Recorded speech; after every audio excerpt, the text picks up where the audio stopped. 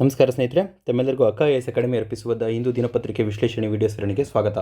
ಸ್ನೇಹಿತರೆ, ಈ ದಿನ ಆಗಸ್ಟ್ 4ನೇ ತಾರೀಕಿನಂದು ದ ಹಿಂದೂ ಪತ್ರಿಕೆಯಲ್ಲಿ ಬಂದಿರತಕ್ಕಂತಹ ಪ್ರಮುಖ ಸಂಪಾದಕೀಯ ವಿಚಾರಗಳು ಹಾಗೆ ಉಳಿದ ಇನ್ನಿತರೆ ವಿಷಯಗಳ ಬಗ್ಗೆ UPSC ಮತ್ತು KPSC ಎಕ್ಸಾಮ್ನ ಪರ್ಸ್ಪೆಕ್ಟಿವಲ್ಲಿ ನಾವು ಈ ದಿನ 6 ವಿಷಯಗಳನ್ನು ಪ್ರಮುಖವಾಗಿ ಚರ್ಚೆ ನಡೆಸೋರಿದ್ದೀವಿ. ಅದರಲ್ಲಿ ಮೊದಲನೇ ವಿಷಯವಾಗಿ SC calls for panel to look into freebies issues. ಇದು ನಿನ್ನೆ ಬಂದಿರತಕ್ಕಂತಹ ಆರ್ಟಿಕಲ್ನ ಮುಂದುವರಿದ ಭಾಗ ಆಗಿ ಇವತ್ತು ಕೂಡ ಬಂದಿದೆ. ಇದು ಈ ಫ್ರೀ ಬೈಸ್ನ ಇಶ್ಯೂಸ್ ಏನಿದೆ, ಸುಪ್ರೀಂ ಕೋರ್ಟ್ ಏನು ಹೇಳಿದೆ, ಹಾಗೆ ಈ ಫ್ರೀ ಬೈಸ್ ಇಶ್ಯೂಸ್ ಮತ್ತು ಸೋಷಿಯಲ್ ಜಸ್ಟಿಸ್ ಅಥವಾ ಸೋಷಿಯಲ್ ಎಂಪವರ್ಮೆಂಟ್ಗೆ ಸಂಬಂಧಪಟ್ಟ ರೀತಿಯಲ್ಲಿ ಈ ವಿಷಯನ ನಾವು ನೋಡೋಣ. ಇದು GS2 ಪೊಲಿಟಿಗೆ ಹಾಗೆ ಎಕಾನಮಿಗೆ ಕೂಡ ಸಂಬಂಧಪಡುವಂತಹ ವಿಚಾರವಾಗಿ ಈ ಮೊದಲನೇ ಆರ್ಟಿಕಲನ್ನು ನಾವು ನೋಡ್ಬೋದಾಗಿದೆ. ಎರಡನೇ article cabinet note for climate pledges. ಇದು ಕ್ಲೈಮೇಟ್ ಪ್ಲೆಡ್ಜಸ್ಗೆ ಸಂಬಂಧಪಟ್ಟಿರುವಂಥ ಒಂದು ಕ್ಯಾಬಿನೆಟ್ ಹೊಸ ಡಿಸಿಷನನ್ನು ತೆಗೆದುಕೊಂಡಿದೆ. ಇದು ನಮ್ಮ GS ಪೇಪರ್ 3ಗೆ ಹಾಗೆ GS2 ಪೇಪರ್ ಪಾಲಿಟಿಕ್ಸ್ ಸಂಬಂಧಪಟ್ಟಿರೋ ರೀತಿಯಲ್ಲಿ ಹಾಗೆ ಗೌರ್ಮೆಂಟ್ನ ಪಾಲಿಸೀಸ್ಗಳ ಬಗ್ಗೆ ಈ ವಿಚಾರವನ್ನು ನಾವು ಕನೆಕ್ಟ್ ಮಾಡಿ ನೋಡ್ಬೋದಾಗಿದೆ. ಮೂರನೇ ವಿಚಾರವಾಗಿ India to host UNSC meet on counter terrorism. ಇದು ದೇಶದ ಆಂತರಿಕ ಭದ್ರತೆ ಹಾಗೂ ಟೆರರಿಸಮ್ನ ವಿರುದ್ಧವಾಗಿ ದೇಶ ಕೈಗೊಳ್ಳುತ್ತಿರತಕ್ಕಂತಹ ಕ್ರಮಗಳ ಬಗ್ಗೆ ಅಂತಾರಾಷ್ಟ್ರೀಯ ಮಟ್ಟದಲ್ಲಿ ಭಾರತದಲ್ಲಿ ಒಂದು UNSC ಮೀಟಿಂಗ್ನ ಅರೇಂಜ್ ಮಾಡ್ತಾ ಇದೆ. ಈ ಹಿನ್ನೆಲೆಯಲ್ಲಿ ಯಾವ ವಿಷಯಗಳ ಬಗ್ಗೆ ಇಲ್ಲಿ ಚರ್ಚೆ ನಡೆಯುತ್ತೆ, ಎಲ್ಲಿ ಚರ್ಚೆ ನಡೆಯುತ್ತೆ, ಹಾಗೆ ಭಾರತ ಟೆರರಿಸಮ್ನ ವಿರುದ್ಧವಾಗಿ ಏನೆಲ್ಲ ಜಾಗತಿಕವಾಗಿ ನಿರ್ಣಯವನ್ನು ತೆಗೆದುಕೊಳ್ಳೋಕ್ಕೆ ಪ್ರಯತ್ನ ಮಾಡ್ತಾ ಇದೆ ಅನ್ನೋದನ್ನು ಈ ಮೂರನೇ ವಿಷಯದಲ್ಲಿ ನಾವು ನೋಡೋಣ. ಇದನ್ನು ನಮ್ಮ GS3 ಪೇಪರ್ ಹಾಗೆ GS2 ಪೇಪರ್ ಪಾಲಿಟಿ ಸಂಬಂಧಪಡುವಂಥದ್ದು ಹಾಗೆ GS3 ಪೇಪರ್ನಲ್ಲಿ ಇಂಟರ್ನ್ಯಾಷನಲ್ ಆರ್ಗನೈಸೇಷನ್ಸ್ಗೆ ಸಂಬಂಧಪಡೋ ರೀತಿಯಲ್ಲಿ ಈ ವಿಚಾರವನ್ನು ನಾವು ಚರ್ಚೆ ಮಾಡ್ಬೋದು. ನಾಲ್ಕನೇ ವಿಚಾರವಾಗಿ centre raises fair prices for sugar cane harvest. ಇದು ಶುಗರ್ ಕೇನ್ಗೆ ಸಂಬಂಧಪಡುವಂಥದ್ದು. ಇದರಲ್ಲಿ ಕಬ್ಬಿಗೆ ಹೆಚ್ಚಿನ ಬೆಲೆಯನ್ನು ಸರ್ಕಾರ ಘೋಷಣೆ ಮಾಡಿದೆ.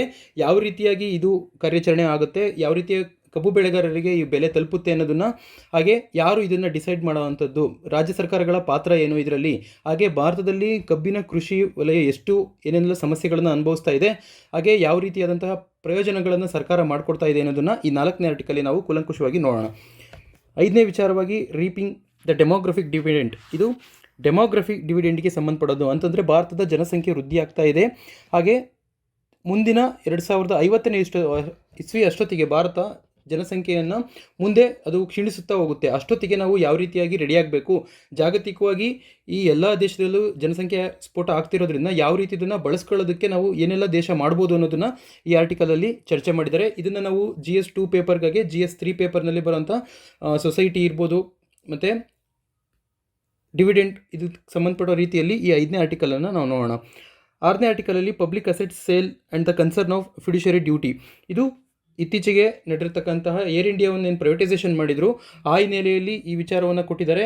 ಇದನ್ನು ಏಕಾಏಕಿ ಸರ್ಕಾರ ಸಾರ್ವಜನಿಕರ ಸಂಪತ್ತನ್ನು ಯಾರಿಗಾರು ಒಬ್ಬರಿಗೆ ಪ್ರೈವೇಟೈಸೇಷನ್ ಮಾಡುವಾಗ ಏನೆಲ್ಲ ಕ್ರಮಗಳನ್ನು ಅನುಸರಿಸಬೇಕಿತ್ತು, ಹಾಗೆ ಎಲೆಕ್ಟ್ರಲ್ ಬಾಂಡ್ಗಳ ವಿಚಾರದಲ್ಲಿ ಈ ರೀತಿಯಾಗಿ ಸರ್ಕಾರ ಒಂದು ಉತ್ತರದಾಯಿತ್ವ ಅಕೌಂಟಬಿಲಿಟಿನ ಮೇಂಟೈನ್ ಮಾಡಬೇಕಿತ್ತು, ಇದ್ರ ಮೂಲಕ ಟ್ರಾನ್ಸ್ಪರೆನ್ಸಿನ ಕಾಪಾಡ್ಕೊಳ್ಬೇಕಿತ್ತು ಅನ್ನೋದನ್ನು ಕೊನೆಯ ಆರ್ಟಿಕಲ್ನಲ್ಲಿ ಚರ್ಚೆ ಮಾಡಿದ್ದಾರೆ. ಇದನ್ನು ನಾವು ನಮ್ಮ GS ಪೇಪರ್ 3 ಎಕಾನಮಿಗೆ ಮತ್ತು GS2 ಪೇಪರ್ ಪಾಲಿಸೀಸ್ಗಳಿಗೆ ಸಂಬಂಧಪಡೋ ರೀತಿಯಲ್ಲಿ ಈ 6ನೇ ಆರ್ಟಿಕಲನ್ನು ನಾವು ನೋಡ್ಬೋದಾಗಿದೆ. ಸ್ನೇಹಿತರೆ, ಮೊದಲನೇ ವಿಚಾರವಾಗಿ SC calls for a panel look into a freebies issues ಅಂತ ಹೇಳಿದ್ದಾರೆ. ಇದರ ಹಿಂದೆ ಫ್ರೀ ಬೈಸ್ ಅನ್ನೋದನ್ನು ನಾವು ಇಂದಿನ ದಿನದ ಆರ್ಟಿಕಲಲ್ಲಿ ಚರ್ಚೆ ಮಾಡಿದ್ವಿ. ಹಾಗೆ ಮತ್ತೊಂದು ಸಲ ಅದರ ಪುನರಾವರ್ತನೆ ಮಾಡೋದಾದರೆ ಫ್ರೀ ಬೈಸ್ ಅನ್ನೋದನ್ನು ನಾವು ಉಚಿತ ಕೊಡುಗೆಗಳು ಅಂತೇಳಿ ನಾವು ಕನ್ನಡದಲ್ಲಿ ಕರಿಬೋದು. ಯಾವುದೇ ರಾಜಕೀಯ ಪಕ್ಷಗಳು ಚುನಾವಣೆಗೆ ಹೋಗೋದಕ್ಕಿಂತ ಮುಂಚೆ ಚುನಾವಣೆಯನ್ನು ಗೆಲ್ಲುವ ಸಲುವಾಗಿ ಅವು ಪ್ರಜಾಪ್ರಭುತ್ವದಲ್ಲಿ ಯಾರ್ಯಾರೆಲ್ಲ ಮತದಾರರಿರ್ತಾರೆ ಅವರಿಗೆ ಒಂದು ರೀತಿಯ ನಾನಾ ರೀತಿಯಲ್ಲಿ ಅವರಿಗೆ ಆಮಿಷಗಳನ್ನು ಒಡ್ಡುವಂಥದ್ದು, ಅದರ ಮೂಲಕ ಚುನಾವಣೆಗಳನ್ನು ಅವರು ಡೈವರ್ಟ್ ಮಾಡುವಂಥದ್ದು, ಅವರ ಮನಸ್ಥಿತಿಯನ್ನು ಬದಲಾಯಿಸಿ ತಮ್ಮ ಕಡೆಗೆ ಸೆಳೆದುಕೊಳ್ಳುವಂಥ ಪ್ರಯತ್ನ ಮಾಡೋದ್ರ ನಿಟ್ಟಿನಲ್ಲಿ ಇವರು ಉಚಿತ ಕೊಡುಗೆಗಳ ಘೋಷಣೆ ಮಾಡ್ತಾರೆ. ಉದಾಹರಣೆಗೆ ನಾವು ಸರ್ಕಾರದಲ್ಲಿ ಮತ್ತೆ ವಾಪಸ್ ಅಧಿಕಾರಕ್ಕೆ ಬಂದರೆ ನಾವು ನಿಮಗೆ ಉಚಿತವಾಗಿ ಸ್ಕೂಟಿ ಕೊಡ್ತೀವಿ, ನಾವು ಮೊಬೈಲ್ ಕೊಡ್ತೀವಿ, ನಿಮಗೆ ಗ್ಯಾಸ್ ಫ್ರೀ ಕೊಡ್ತೀವಿ, ಕುಕ್ಕರ್ ಕೊಡ್ತೀವಿ, ಈ ರೀತಿಯಾದಂತಹ ಆಮಿಷಗಳನ್ನು ಮತದಾರರಿಗೆ ಒಡ್ಡುವಂಥದ್ದು, ಅವರನ್ನು ಓಲೈಸಿ ತಮ್ಮ ಪಕ್ಷದ ಕಡೆಗೆ ಸೆಳೆಯುವಂಥದ್ದು. ಅವರು ಅಭಿವೃದ್ಧಿಯನ್ನು ಮಾಡೋದ್ರ ಮೇಲೆ ಅವರು ಮತ ಕೇಳಬೇಕೇ ಹೊರತು ಈ ರೀತಿಯಾಗಿ ಚುನಾವಣೆಯಲ್ಲಿ ನಿಲ್ಲೋದು ಅದಕ್ಕೋಸ್ಕರನೇ ಅಧಿಕಾರವನ್ನು ಪಡೆಯೋದಕ್ಕೋಸ್ಕರ ಅಂತಲೇ ಅವರು ಆಮಿಷಗಳನ್ನು ಒಡ್ಡುವಂಥದ್ದು ಪ್ರಕ್ರಿಯೆ ಏನಿದೆ, ಇದು ಪ್ರಜಾಪ್ರಭುತ್ವ ವ್ಯವಸ್ಥೆಯಲ್ಲಿ ನಡೆಯುವಂತಹ ಚುನಾವಣೆಗಳನ್ನು ಇದು ಫ್ರೀ ಆ್ಯಂಡ್ ಫೇರ್ ಆಗಿ ನಡೆಸಬೇಕು ಅಂತೇಳಿ ಕಾನ್ಸ್ಟಿಟ್ಯೂಷನ್ ಹೇಳುತ್ತೆ. ಈ ಸಲುವಾಗಿ ಭಾರತದ ಚುನಾವಣಾ ಆಯೋಗವನ್ನು ಕೂಡ ರಚನೆ ಮಾಡಿರುವಂಥದ್ದು. ಹಾಗೆ ಇಷ್ಟೆಲ್ಲ ವ್ಯವಸ್ಥೆ ಇರುವಾಗಲೂ ಕೂಡ ರಾಜಕೀಯ ಪಕ್ಷಗಳು ಈ ರೀತಿ ಮತದಾರರನ್ನು ಓಲೈಸಿ ಒಂದು ದಿಕ್ಕು ತಪ್ಪಿಸೋಂಥ ಪ್ರಯತ್ನವನ್ನು ಮಾಡ್ತಾ ಇರುವಂಥದ್ರ ವಿರುದ್ಧವಾಗಿ ಉಪಾಧ್ಯಾಯ ಅನ್ನೋರು BJPಯ ಪರ್ಸನ್ ಆಗಿ ಸುಪ್ರೀಂ ಕೋರ್ಟ್ನ ಅಡ್ವೊಕೇಟ್ ಆಗಿರುವಂಥವ್ರು, ಇವರು ಒಂದು ಪ್ರಕರಣವನ್ನು ಸುಪ್ರೀಂ ಕೋರ್ಟ್ನಲ್ಲಿ ದಾಖಲು ಮಾಡಿದ್ದಾರೆ. ಸುಪ್ರೀಂ ಕೋರ್ಟ್ನ ಮುಖ್ಯ ನ್ಯಾಯಮೂರ್ತಿಯಾದಂತಹ ರಮಣರವರು ಈ ವಿಷಯವನ್ನು ಪರಿಗಣಿಸಿ ಕೇಂದ್ರ ಸರ್ಕಾರಕ್ಕೂ ಕೂಡ ಸೂಚನೆಯನ್ನು ಕೊಟ್ಟಿದ್ದಾರೆ. ಈ ರೀತಿ ಫ್ರೀ ಬೈಸ್ನ ಅನೌನ್ಸ್ ಮಾಡುವಂತಹ ಉಚಿತ ಕೊಡುಗೆಗಳನ್ನು ಘೋಷಣೆ ಮಾಡುವಂತಹ ಪಕ್ಷಗಳು ಯಾವಿದ್ದಾವೆ ಅವನ್ನು ನಿಯಂತ್ರಣ ಮಾಡೋಕ್ಕೆ ನಿಮ್ಮ ಕೈಯಿಂದ ಏನಾದರೂ ಸಾಧ್ಯ ಆಗುತ್ತಾ, ಇದಕ್ಕೇನಾದರೂ ನೀವು ಕಾನೂನನ್ನು ಕೈಗೊಳ್ಳೋದಕ್ಕೆ ಅವಕಾಶ ಇದೆಯಾ ಅಂತ ಅನ್ನೋದನ್ನು ಸುಪ್ರೀಂ ಕೋರ್ಟ್ಗೆ ಅವರು ಡೈರೆಕ್ಟ್ ಮಾಡಿರುವಂಥದ್ದು. ಹಾಗೆ ಇದರಲ್ಲಿ ಎಲೆಕ್ಷನ್ ಕಮಿಷನನ್ನು ಅವರು ಒಪಿನಿಯನ್ ಕೂಡ ಕೇಳಿದ್ದಾರೆ. ಹಾಗೆ ಅದ್ರ ಜೊತೆಗೆ ಹಿರಿಯ ಕಾಂಗ್ರೆಸ್ನ ಈಗ MP ಆಗಿರ್ತಕ್ಕಂಥ ಕಪಿಲ್ ಸಿಬಲ್ ಈಗ ಹಿಂದೆ ಕಾಂಗ್ರೆಸ್ನಲ್ಲಿದ್ದರು, ಈಗ ಅವರು ಬಿಹಾರದ ಬೇರೆ ಪಕ್ಷಕ್ಕೆ RJD ಪಕ್ಷಕ್ಕೆ ಹೋಗಿರುವಂಥವ್ರು. ಅವರು ಸುಪ್ರೀಂ ಕೋರ್ಟ್ನ ಹಿರಿಯ ವಕೀಲ ಕೂಡ ಆಗಿದ್ದಾರೆ. ಅವರಲ್ಲೂ ಕೂಡ ಸುಪ್ರೀಂ ಕೋರ್ಟ್ ಸಲಹೆಯನ್ನು ಕೇಳಿದೆ. ಈ ಫ್ರೀ ಬೈಸ್ನ ನಿಯಂತ್ರಣ ಮಾಡೋದರಲ್ಲಿ ಉಚಿತ ಕೊಡುಗೆಗಳ ಘೋಷಣೆಯನ್ನು ಮಾಡುವಂತಹ ಪಕ್ಷಗಳ ಒಂದು ಅದ್ರ ಮೇಲುಗಡೆ ಅವ್ರು ಮಾಡುವಂತಹ ಪದ್ಧತಿಗಳ ಮೇಲೆ ಯಾವುದಾದ್ರೂ ನಿಯಂತ್ರಣ ಮಾಡೋದಕ್ಕೆ ಏನಾದರೂ ಸಜೆಷನ್ಸ್ನ ಕೊಡ್ತೀರಾ ಅಂತಲೂ ಕೂಡ ಕಪಿಲ್ ಸಿಬಲ್ ಅವ್ರನ್ನ ಕೇಳಿದ್ದಾರೆ. ಕಪಿಲ್ ಸಿಬಲ್ ಅವರು ಇದಕ್ಕೆ ಪ್ರತ್ಯುತ್ತರವಾಗಿ ಎಲೆಕ್ಷನ್ ಕಮಿಷನನ್ನು ಈ ವಿಷಯದಲ್ಲಿ ಇನ್ವಾಲ್ವ್ ಮಾಡೋದು ಬೇಡ, ಎಲೆಕ್ಷನ್ ಕಮಿಷನ್ ಏನಿದ್ರು ಚುನಾವಣೆಗೆ ಮಾತ್ರ ಇರಲಿ, ಆದರೆ ಈ ವಿಷಯ ಪರ್ಟಿಕ್ಯುಲರ್ ಆಗಿ ಸಂಬಂಧಪಡುವಂಥದ್ದು ಈ ಉಚಿತ ಕೊಡುಗೆಗಳು ಅನ್ನೋದು ಏನಿದೆ ಇದು ಆರ್ಥಿಕತೆಯ ವಿಷಯಕ್ಕೆ ಸಂಬಂಧಪಡುವಂಥದ್ದು. ರಾಜ್ಯಗಳು ಅಥವಾ ಕೇಂದ್ರ ಸರ್ಕಾರಗಳು ಅವರ ಆರ್ಥಿಕ ಶಿಸ್ತನ್ನು ಇದು ಉಲ್ಲಂಘಿಸಿ ಇವರು ಘೋಷಣೆ ಮಾಡುವಂತಹ ಏನು ಈ ಥರದ ಹೇಳಿಕೆಗಳಿದ್ದಾವೆ, ಇದು ಮತ್ತೆ ವಾಪಸ್ ಅವರು ಸರ್ಕಾರ ರಚನೆ ಮಾಡಿದಂಥ ಸಂದರ್ಭದಲ್ಲಿ ಅವರ ಆರ್ಥಿಕ ಶಿಸ್ತಿನ ಮೇಲೆ ಪರಿಣಾಮ ಬೀರುವಂಥದ್ದು. ರಾಜ್ಯದ ಆದಾಯದ ಕೊರತೆಯನ್ನು ಇದು ಡೆಫಿಸಿಟ್ ಮಾಡುವಂಥದ್ದು, ಏನು ರೆವಿನ್ಯೂ ಡೆಫಿಸಿಟ್ ಇರ್ಬೋದು ಅಥವಾ ಫಿಸಿಕಲ್ ಡೆಫಿಸಿಟ್ ಇರ್ಬೋದು, ವಿತ್ತೀಯ ಕೊರತೆಯನ್ನು ಇದು ಹೆಚ್ಚು ಮಾಡುವಂಥದ್ದಾಗುತ್ತೆ. ಹಾಗಾಗಿ ಇದು ಪರ್ಟಿಕ್ಯುಲರ್ ಆಗಿ ಇದು ಎಕನಾಮಿಕ್ಸ್ಗೆ ಸಂಬಂಧಪಡುವಂಥ ಟಾಪಿಕ್ ಆಗಿರೋದ್ರಿಂದ ಎಲೆಕ್ಷನ್ ಕಮಿಷನ್ನ ಇದರಿಂದ ದೂರ ಇಡಿ ಅನ್ನೋದನ್ನು ಕಪಿಲ್ ಸಿಬಲ್ ಅವರ ಒಂದು ಅಭಿಪ್ರಾಯ ಆಗಿರುವಂಥದ್ದು. ಸ್ನೇಹಿತರೆ, ಈ ಫ್ರೀ ಬೈಸ್ನ ಕೊಡುವಂಥ ವಿಚಾರಗಳಲ್ಲಿ ಹಿಂದೆ ಪ್ರಧಾನಮಂತ್ರಿಯವರು ಕೂಡ ಕಳೆದ ವಾರ ಇದನ್ನು ರೇವರಿ ಕಲ್ಚರ್ ಅನ್ನೋದನ್ನು ಕರೆದಿದ್ರು. ಅಂದರೆ ಉಚಿತವಾಗಿ ಕೊಡೋದ್ರಿಂದ ಸಮಾಜ ಒಂದು ನಮಗೆ ಇವರು ಬಂದ ತಕ್ಷಣ ಕೊಡ್ತಾರೆ, ಹಾಗಾಗಿ ನಾವು ಇವ್ರನ್ನ ಗೆಲ್ಸೋಣ ಅಂತೇಳಿ ಅವ್ರಿಗೆ ಮತ್ತೆ ಅಧಿಕಾರ ಕೊಡುವಂಥದ್ದು. ಅವರು ಅಧಿಕಾರಕ್ಕೆ ಬಂದ ಮೇಲೆ ಅವರು ಉಚಿತ ಕೊಡುಗೆಗಳನ್ನು ಕೊಡಲೂಬಹುದು. ಕೊಟ್ಟಂಥ ಸಂದರ್ಭದಲ್ಲಿ ಆದರೆ ಅವರ ಪ್ರೊಡಕ್ಟಿವಿಟಿ ಏನಿರುತ್ತೆ, ಆ ಜನ ಎಕ್ಸ್ಪೆಕ್ಟ್ ಮಾಡ್ತಾ ಇರೋಂಥದ್ದು, ಆ ಸೊಸೈಟಿ ಎಕ್ಸ್ಪೆಕ್ಟ್ ಮಾಡ್ತಾ ಇರೋಂಥದ್ದು ಅವರಿಗೆ ಸುಲಭವಾಗಿ ಸಿಗೋದ್ರಿಂದ ಅವರು ಹೆಚ್ಚಿನದಾಗಿ ತಮ್ಮನ್ನು ತಾವು ತೊಡಗಿಸ್ಕೊಳ್ಳದೆ ಇರ್ಬೋದು, ಸ್ವಾವಲಂಬಿ ಬದುಕೋದಕ್ಕೆ ಇದು ಅಡೆತಡೆಯನ್ನು ಉಂಟು ಮಾಡುತ್ತೆ ಅನ್ನೋದನ್ನು ಪ್ರಧಾನಮಂತ್ರಿಯವರು ಹೇಳಿದರು. ಆದರೆ ವಿರೋಧ ಪಕ್ಷಗಳ ಆಗಿರ್ತಕ್ಕಂತಹ ಬೇರೆ ಅಂದರೆ ದೆಹಲಿಯಲ್ಲಿ ಆಡಳಿತ ಪಕ್ಷ ಹಾಗೆ ಪಂಜಾಬ್ನಲ್ಲೂ ಸರ್ಕಾರ ರಚನೆ ಮಾಡಿರ್ತಕ್ಕಂಥ ಆಪ್ ಪಕ್ಷದವರು ಅರವಿಂದ್ ಕೇಜ್ರಿವಾಲ್ ಅವರು ಇದಕ್ಕೆ ಸ್ಟೇಟ್ಮೆಂಟ್ನ ಕೊಟ್ಟಿದ್ದರು. ಅದರ ಸಂಜೆಗೆ ಈ ರೀತಿಯಾದಂತಹ ಫ್ರೀ ಬೈಸನ್ನು ನಾವು ಕೊಡ್ತಾ ಇರುವಂಥದ್ದು ಸಮಾಜದಲ್ಲಿ ಮಾರ್ಜಿನಲೈಸ್ಡ್ ಸೆಕ್ಟರ್ ಅಂತ ಏನು ಉಳಿದಿದ್ದಾರೆ, ಅಂಚಿನಲ್ಲಿ ಉಳಿದಿರ್ತಕ್ಕಂತಹ ಸಮುದಾಯಗಳಿಗೆ ನಾವು ಶಿಕ್ಷಣ, ವಿದ್ಯುತ್ ಈ ಥರದ ಒಂದು ಅವಕಾಶಗಳನ್ನು ನಾವು ಸೃಷ್ಟಿ ಮಾಡೋದಕ್ಕೆ ಸಹಾಯ ಮಾಡ್ತಿದ್ದೀವಿ ಹೊರತಾಗಿ ನಾವು ಯಾವುದೇ ರೀತಿಯಾದಂಥ ಉಚಿತವಾಗಿ ಈ ಕೊಡುಗೆಗಳನ್ನು ಅವರಿಗೆ ದೀರ್ಘ ದೃಷ್ಟಿಯಲ್ಲಿ ಇಟ್ಕೊಂಡು ಅಥವಾ ಅವರಿಗೆ ಒಂದು ಲಾಂಗ್ ಟರ್ಮಲ್ಲಿ ಬರುವಂಥ ಪ್ರಯೋಜನಗಳನ್ನು ನಾವು ಗಮನದಲ್ಲಿಟ್ಕೊಂಡು ಅವರಿಗೆ ಕೊಡುಗೆಗಳನ್ನು ಕೊಡ್ತಾ ಇದ್ದೀವಿ ಹೊರತು ಈ ಕ್ಷುಲ್ಲಕ ಕಾರಣಕ್ಕೋಸ್ಕರ ಅಥವಾ ಈ ಚುನಾವಣೆಗಳನ್ನು ಗೆಲ್ಲುವುದಕ್ಕೋಸ್ಕರನೇ ನಾವು ಈ ಥರದ ಫ್ರೀ ಬೈಸ್ನ ನಾವು ಕೊಡ್ತಾ ಇಲ್ಲ ಅನ್ನೋದನ್ನು ಅವರು ಕೂಡ ತಮ್ಮ ಪಕ್ಷದ ನಿಲುವು ಏನಿದೆ, ಅವರು ಈಗಾಗಲೇ ಪಂಜಾಬ್ ಮತ್ತು ದೆಹಲಿಯಲ್ಲಿ ಘೋಷಣೆ ಮಾಡಿರುವಂತೆ ಉಚಿತವಾಗಿ 300 ಯೂನಿಟ್ಗಳವರೆಗೂ ನಾವು ವಿದ್ಯುತ್ತನ್ನು ಕೊಡ್ತೀವಿ ಅನ್ನೋದನ್ನು ಅವರು ಘೋಷಣೆ ಮಾಡಿದರು. ಅದಕ್ಕೆ ಸಮರ್ಥನವಾಗಿ ಅವರು ಈ ಹೇಳಿಕೆಗಳನ್ನು ಕೊಟ್ಟಿದ್ದರು. ಏನೇ ಆಗಲಿ, ಯಾವ ರೀತಿಯಾದಂಥ ಯಾವುದೇ ಪಕ್ಷಗಳು ಈ ಉಚಿತ ಕೊಡುಗೆಗಳನ್ನು ಕೊಡುವಂತಹ ನಿಟ್ಟಿನಲ್ಲಿ ಅವು ಎರಡು ರೀತಿಯಾಗಿ ಇವನ್ನ ನೋಡುತ್ತೆ. ಒಂದು ತತ್ಕ್ಷಣದಲ್ಲಿ ಅದರ ಫಲಿತಾಂಶಗಳು ಬರಬೇಕು, ಇನ್ಸ್ಟಂಟೇನಿಯಸ್ ಆಗಿ ಅವರಿಗೆ ಒಂದು ಪ್ರಾಫಿಟ್ ಬರೋ ರೀತಿಯಲ್ಲಿ ಅವರು ಫ್ರೀ ಬೈಸ್ನ ಅನೌನ್ಸ್ ಮಾಡ್ಬೋದು. ಹಾಗೆ ಇನ್ನೊಂದು ರೀತಿಯಲ್ಲಿ ದೂರದೃಷ್ಟಿಯನ್ನು ಇಟ್ಕೊಂಡು ಸಾಮಾಜಿಕದ ಸಬಲೀಕರಣದ ಆಶಯಗಳನ್ನು ಇಟ್ಕೊಂಡು ಅವರು ಯೋಜನೆಗಳನ್ನು ಘೋಷಣೆ ಮಾಡ್ಬೋದು. ಈ ಉಚಿತ ಕೊಡುಗೆಗಳಲ್ಲಿ ಸಾಮಾಜಿಕ ಸಬಲೀಕರಣಕ್ಕೆ ನೆರವಾಗುವಂತಹ ಅನೇಕ ಯೋಜನೆಗಳಲ್ಲಿ ನರೇಗಾ ಆಗಿರ್ಬೋದು, ಮಿಡ್ ಡೇ ಮೀಲ್ಸ್ ಯೋಜನೆ ಆಗಿರ್ಬೋದು, ಹಾಗೆ ಮಹಿಳೆಯನ್ನು ಸಬಲೀಕರಣ ಮಾಡುವಂತಹ ಗ್ಯಾಸ್ ಇರ್ಬೋದು, ಆಕೆಗೆ ಸ್ವಸಹಾಯಕ ಸಂಘಗಳನ್ನು ಸ್ಥಾಪನೆ ಮಾಡಿದರೆ ಆಕೆಗೆ ಬ್ಯಾಂಕ್ಗಳ ಮೂಲಕ ಸಾಲ ಸೌಲಭ್ಯಗಳನ್ನು ಕೊಡುವಂಥ ಉಚಿತ ಘೋಷಣೆಗಳಾಗಿರ್ಬೋದು, ಹಾಗೆ PDS system, public distribution system under the food security act 2013 ಕೆಳಗಡೆ ಈ ರೀತಿಯಾದಂತಹ ಯೋಜನೆಗಳು ಅವರನ್ನು ಸಮಾಜದಲ್ಲಿ ಮುಖ್ಯವಾಹಿನಿಗೆ ತರುವಂತಹ ಪ್ರಯತ್ನ, ಹಾಗೆ ಬಡತನವನ್ನು ನಿವಾರಣೆ ಮಾಡುವಂಥದ್ದು, ಅಪೌಷ್ಟಿಕತೆಯನ್ನು ದೂರ ಮಾಡುವಂಥದ್ದು, ಅವರನ್ನು ಆರೋಗ್ಯದಲ್ಲಿ ಉತ್ತಮವಾಗಿ ಇಟ್ಟುಕೊಳ್ಳುವಂತಹ ವ್ಯವಸ್ಥೆಗಳನ್ನು ಈ ಸಾಮಾಜಿಕ ಸಬಲೀಕರಣದ ಕೆಳಗಡೆ ನಾವು ಅನೌನ್ಸ್ ಮಾಡಬೇಕಾಗಿರುತ್ತೆ ಹೊರತು ಈ ರೀತಿಯಾಗಿ ತತ್ಕ್ಷಣದ ಕೊಡುಗೆಗಳನ್ನಾಗಿ ನಾವು ಘೋಷಣೆ ಮಾಡೋಕ್ಕೆ ಹೋಗಬಾರ್ದು. ಈ ಎಲ್ಲ ಯೋಜನೆಗಳು ನರೇಗಾ ಆಗಿರ್ಬೋದು, mid day meals, women's empowerment ಮಾಡುವಂಥದ್ದು, PDS ಸಿಸ್ಟಮ್, ಇದೆಲ್ಲದೂ ಕೂಡ ನಮಗೆ DPSPನಲ್ಲಿ ಇರೋ ರೀತಿಯಲ್ಲಿ ಅದು ಮಾರ್ಗದರ್ಶನ ಮಾಡೋ ರೀತಿಯಲ್ಲಿ ಸರ್ಕಾರದ ಯೋಜನೆಗಳು ರೂಪಿತವಾಗಬೇಕೇ ಹೊರತು ಅವು ಬರೀ ಚುನಾವಣೆಗಳನ್ನು ಗೆಲ್ಲೋದಕ್ಕೋಸ್ಕರನೇ ಆಗಬಾರ್ದು ಅನ್ನೋದನ್ನು ಇದರಲ್ಲಿ ನಾವು ಗಮನದಲ್ಲಿ ಇಟ್ಕೋಬೇಕು. ಹಾಗೆ ಈಗ ಸುಪ್ರೀಂ ಕೋರ್ಟ್ನಲ್ಲಿ ರಮಣ ಮೂರ್ತಿ ಅವರು ಹೇಳಿರೋ ರೀತಿಯಲ್ಲಿ ನಾವು ಇದಕ್ಕೊಂದು ಸಪ್ರೇಟಾಗಿ ಒಂದು ಪ್ಯಾನಲ್ನ ನಾನು ರಚನೆ ಮಾಡ್ತೀನಿ, ಇದನ್ನು ಎಲ್ಲ ವಿಚಾರಗಳನ್ನು ಚರ್ಚೆ ಮಾಡೋದಕ್ಕೆ. ಯಾಕೆ ಅಂತಂದರೆ ಯಾವುದೇ ಒಂದು ಸರ್ಕಾರದಕ್ಕೆ ಈ ವಿಚಾರವನ್ನು ನೀನು ಕೂಲಂಕುಷವಾಗಿ ಪರಿಗಣಿಸು ಅಂತ ಹೇಳಿದಾಗ ಆ ಪಕ್ಷನೂ ಕೂಡ ಚುನಾವಣೆಗೆ ಮುಂದೆ ಹೋಗುತ್ತೆ. ಹಾಗಾಗಿ ರಾಜಕೀಯದ ಎಲ್ಲ ಪಕ್ಷಗಳು ಕೂಡ ಇಲ್ಲಿ ಒಂದೇ ತಕಡೆಯ ಕಡೆ ನಿಂತಿರುತ್ತೆ. ಅವರೆಲ್ಲರಿಗೂ ಕೂಡ ಜನರನ್ನು ಓಲೈಸುವಂಥದ್ದು ಅನಿವಾರ್ಯವಾಗಿರೋದ್ರಿಂದ ಅವರು ಇದರಲ್ಲಿ ಫ್ರೀ ಬೈಸ್ ವಿಚಾರಗಳಲ್ಲಿ ಅವರು ನಿಷ್ಪಕ್ಷಪಾತವಾಗಿ ಯಾವುದೇ ರೀತಿಯಾದಂತಹ ಕ್ರಮಗಳನ್ನು ಕೈಗೊಳ್ಳೋದಕ್ಕೆ ಅವರು ಅಸಮರ್ಥರಾಗಿರ್ಬೋದು, ಅಥವಾ ಅವರು ತಮ್ಮ ಧೋರಣೆಯನ್ನು ಅವರು ತೋರಿಸದೇನೂ ಇರ್ಬೋದು. ಇದರಲ್ಲಿ ನಾವು ಮುಂದುವರಿಬೇಕು, ಇದರಲ್ಲಿ ನಾವು ಸುಧಾರಣೆ ತರಬೇಕು ಅನ್ನೋ ನಿಟ್ಟಿನಲ್ಲಿ ಅವರು ಯಾವುದೇ ರೀತಿಯಾದಂತಹ ಕಾರ್ಯಾಚರಣೆಗೆ ಇಳಿದೇ ಇರುವಂತಹ ಸಂದರ್ಭಗಳು ಇರೋದ್ರಿಂದ ರಮಣ ಅವರು ಬೇರೆ ಒಂದು ಬಾಡಿನ ನಾನು ಪ್ಯಾನಲ್ನ ಒಂದು ಆರ್ಗನೈಸ್ ಮಾಡ್ತೀನಿ, ಅದ್ರ ಕೆಳಗಡೆ ಅದರಲ್ಲಿ ನೀತಿ ಆಯೋಗದಿಂದ ಮತ್ತು ಎಲೆಕ್ಷನ್ ಕಮಿಷನ್ಗಳಿಂದ, NGOಗಳಿಂದ, ಈ ರೀತಿಯಾದಂಥ ಎಲ್ಲ ವಲಯಗಳಿಂದನೂ ನಾನು ವಿಷಯ ಚಿಂತಕರನ್ನು ಮತ್ತು ತಜ್ಞರನ್ನು ಒಳಗೊಂಡಿರ್ತಕ್ಕಂಥ ಒಂದು ಸಮಿತಿನ ರಚನೆ ಮಾಡ್ತೀನಿ ಅನ್ನೋದನ್ನು ರಮಣರವರು ಹೇಳಿದ್ದಾರೆ. ಹಾಗೆ ಅಭಿಷೇಕ್ ಬ್ಯಾನರ್ಜಿಯವರು ನೊಬೆಲಲ್ಲಿ ಆರ್ಥಿಕತೆ ವಿಷಯದಲ್ಲಿ ಇವರು ನೊಬೆಲ್ನ ಪಡೆದಂಥವರು. ಇವರು ಕೂಡ ಆಫ್ರಿಕಾ ದೇಶದಲ್ಲಿರ್ಬೋದು ಅಥವಾ ಭಾರತದಲ್ಲಿ ಈ ಥರ ಫ್ರೀ ಬೈಸ್ಗಳಿಂದ, ಅಂದರೆ ಉಚಿತವಾದ ಕೊಡುಗೆಗಳಿಂದ, ಅವು DPSPಗೆ ಪೂರಕವಾಗಿರುವಂತಹ ಸಾಮಾಜಿಕ ಸಬಲೀಕರಣಕ್ಕೆ ನೆರವಾಗುವಂತಹ ಹಲವಾರು ಯೋಜನೆಗಳಿಂದ ಅವರು ಅದನ್ನು ಅಧ್ಯಯನ ಮಾಡಿದ್ದಾರೆ. ಅದನ್ನು ಮಾಡಿ ಅವರು ಈ ರೀತಿ ಸರ್ಕಾರ ಕೊಡುವಂಥದ್ದು ತುಂಬ ಉತ್ತಮ, ಇದರಿಂದ ಒಂದು ಒಳ್ಳೆಯ ಸಮಾಜ ನಿರ್ಮಾಣಕ್ಕೆ ದಾರಿ ಮಾಡಿಕೊಡುತ್ತೆ, ಸಮಾಜದಲ್ಲಿ ಇರತಕ್ಕಂತಹ ತಾರತಮ್ಯವನ್ನು ಕಡಿಮೆ ಮಾಡೋದಕ್ಕೆ, ಅವರಲ್ಲಿ ಆರೋಗ್ಯದ ಮಟ್ಟವನ್ನು ಸುಧಾರಣೆ ಮಾಡೋದಕ್ಕೆ ಈ ರೀತಿಯಾದಂಥ ಯೋಜನೆಗಳು ಅವಶ್ಯಕವಾಗಿದೆ, ಹಾಗೂ ಇದರಿಂದ ಪಾಸಿಟಿವ್ ಔಟ್ಪುಟ್ಗಳನ್ನು ನಾವು ನೋಡಿದ್ದೀವಿ ಅಂತೇಳಿ ತಮ್ಮ ಅವರು ಹೇಳಿಕೆಗಳಲ್ಲಿ ಮತ್ತು ಇಂಟರ್ನ್ಯಾಷನಲ್ ಲೆವೆಲಲ್ಲಿ ಅವರು ಮಾತಾಡುವಾಗಲೂ ಕೂಡ ಇದನ್ನು ಸಮರ್ಥನೆ ಮಾಡಿಕೊಂಡಿದ್ದಾರೆ.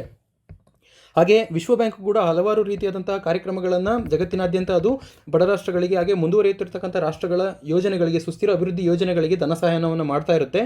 ಅದು ಕೂಡ ಈ ರೀತಿಯಾದಂತಹ ಉಚಿತ ಕೊಡುಗೆಗಳನ್ನು DPSPಗೆ ಪೂರಕವಾಗಿರುವಂಥ ಯೋಜನೆಗಳನ್ನು ಜಾರಿಯಾಗೋದಕ್ಕೆ ಅದು ಕೂಡ ಸಹಾಯ ಮಾಡ್ತಾ ಇದೆ. ಅಂದರೆ ಅರ್ಥ, ಎಲ್ಲ ಯೋಜನೆಗಳು DPSPಗೆ ಅನುಗುಣವಾಗಿದ್ದರೆ, ರಾಜ್ಯ ತತ್ವ ನಿರ್ದೇಶಕಗಳಿಗೆ ಅದು ಅನುಗುಣವಾಗಿದ್ದರೆ ಅಂತಹ ಕಾರ್ಯಕ್ರಮಗಳಿಂದ ಸಮಾಜಕ್ಕೆ ಒಳ್ಳೆಯದಾಗುತ್ತೆ. ಇದು ಯಾವುದೇ ಆದಂತಹ ಒಂದು ಎಕನಾಮಿಕ್ ಬರ್ಡನ್ನು ಸೃಷ್ಟಿ ಮಾಡಲ್ಲ, ಹಾಗೆ ಫಿಸಿಕಲ್ ಡೆಫಿಸಿಟ್ನ ಇದು ಕ್ರಿಯೇಟ್ ಮಾಡಲ್ಲ ಅನ್ನೋದನ್ನು ವಿಶ್ವ ಬ್ಯಾಂಕ್ನ ಹಲವಾರು ವರದಿಗಳು ಕೂಡ ಹೇಳಿರುವಂಥದ್ದು.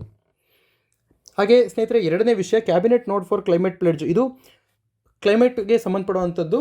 ಇದರಲ್ಲಿ ಭಾರತದಲ್ಲಿ ಕ್ಯಾಬಿನೆಟ್ ಏನಿದೆ, ಇದು ಸಚಿವ ಸಂಪುಟದಲ್ಲಿ ಕೆಲವು 2 ಅಂಶಗಳನ್ನು ಇವರು ಪಾಸ್ ಮಾಡಿದ್ದಾರೆ. ಅಂತಂದರೆ ಅದನ್ನು ಒಪ್ಪಿ ನಾವೀಗ ಜಾರಿಗೊಳಿಸಬೇಕು ಅನ್ನೋದನ್ನು ಕ್ಯಾಬಿನೆಟ್ನಲ್ಲಿ ಅನುಮೋದನೆಯನ್ನು ಪಡೆಯಲಾಗಿದೆ.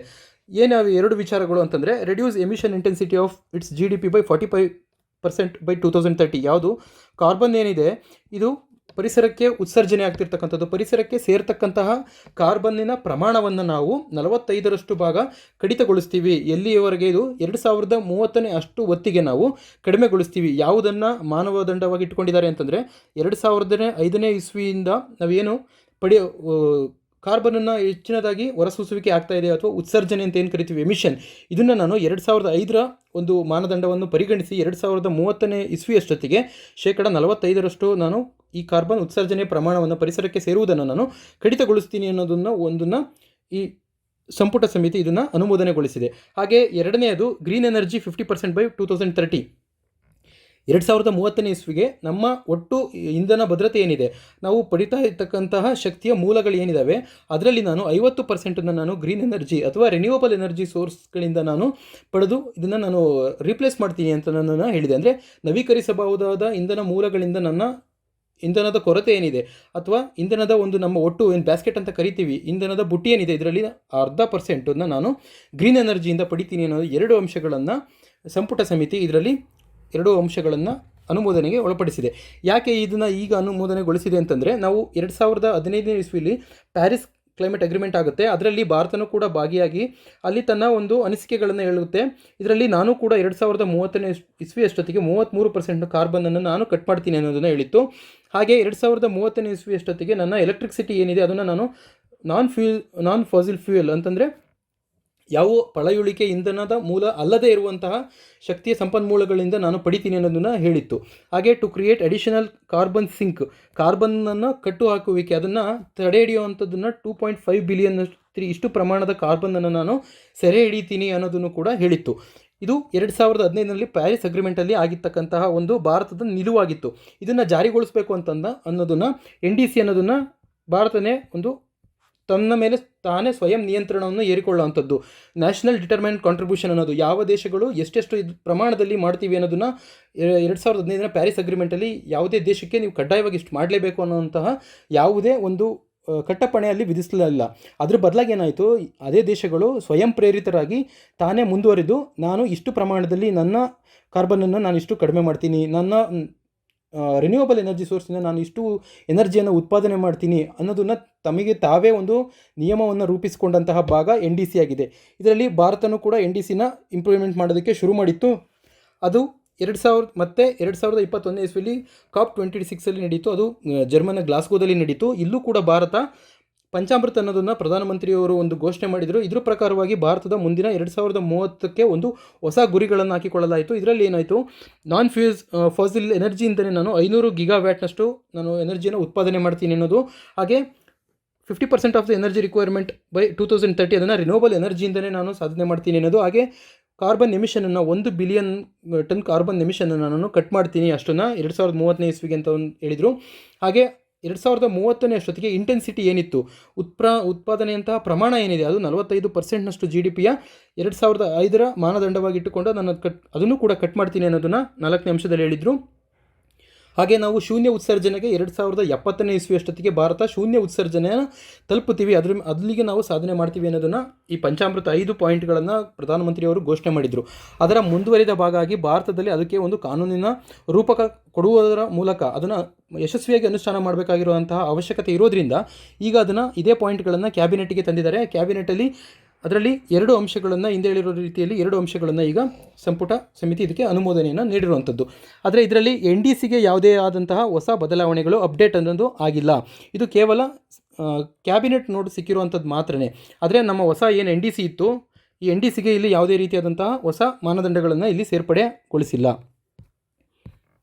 ಸ್ನೇಹಿತರೆ, ಮುಂದಿನ 3ನೇ ವಿಚಾರ, India to host UNSC meet on counter terrorism. ಈ ಟೆರರಿಸಮ್ ಅನ್ನೋ ಇದೇನಿದೆ, ಈ ಕೃತ್ಯ, ಈ ಭಯೋತ್ಪಾದನೆ ಅನ್ನೋ ಕೃತ್ಯ ಜಗತ್ತಿನ ಹಲವಾರು ರಾಷ್ಟ್ರಗಳನ್ನು ಕಾಡ್ತಿರ್ತಕ್ಕಂಥ ಒಂದು ದೊಡ್ಡ ಸಮಸ್ಯೆ ಆಗಿರ್ತಕ್ಕಂಥದ್ದು. ಇದರಿಂದ ಆರ್ಥಿಕತೆಗೆ, ಮಾನವ ಹಕ್ಕುಗಳ ಉಲ್ಲಂಘನೆ, ಜೀವ ಭಯ ಮತ್ತು ಜೀವಹಾನಿಗಳು, ಎಲ್ಲ ರೀತಿಯಾದಂತಹ ಒಂದು ಇಂಟರ್ನ್ಯಾಷನಲ್ ಒಂದು ರೆಪ್ಯುಟೇಷನ್ ಎಲ್ಲ ರೀತಿಯಲ್ಲಿ ಹಾಳು ಮಾಡೋದಕ್ಕೆ ಅವಕಾಶ ಮಾಡಿಕೊಡ್ತಾ ಇರೋಂಥ ಈ ಟೆರರಿಸಮ್ ಅನ್ನೋ ಒಂದು ದೊಡ್ಡ ಮಟ್ಟದ ಒಂದು ಮೂಲಭೂತ ಸಮಸ್ಯೆಯಾಗಿ ಇದು ಕಾಡ್ತಾ ಇದೆ ಎಲ್ಲ ಜಗತ್ತಿಗೆ. ಹಾಗಾಗಿ ಇದರ ಮೂಲೋತ್ಪಾಟನೆಗೆ ಇದನ್ನು ಕಂಪ್ಲೀಟಾಗಿ ತೆಗೆದುಹಾಕಬೇಕು ಅನ್ನೋ ನಿಟ್ಟಿನಲ್ಲಿ ಹಲವಾರು ದೇಶಗಳು ಹಲವಾರು ರೀತಿಯಾದಂತಹ ಬೈಲ್ಯಾಟ್ರಲ್ ಮೆಕ್ಯಾನಿಸಮ್ ಮಾಡಿರ್ಬೋದು ಅಥವಾ ಇಂಟರ್ನ್ಯಾಷನಲ್ ಕನ್ವೆನ್ಷನ್ಗಳನ್ನು ನಡೆಸಿರುವಂಥದ್ದು ಈಗಾಗಲೇ ನಾವು ನೋಡಿದ್ದೀವಿ.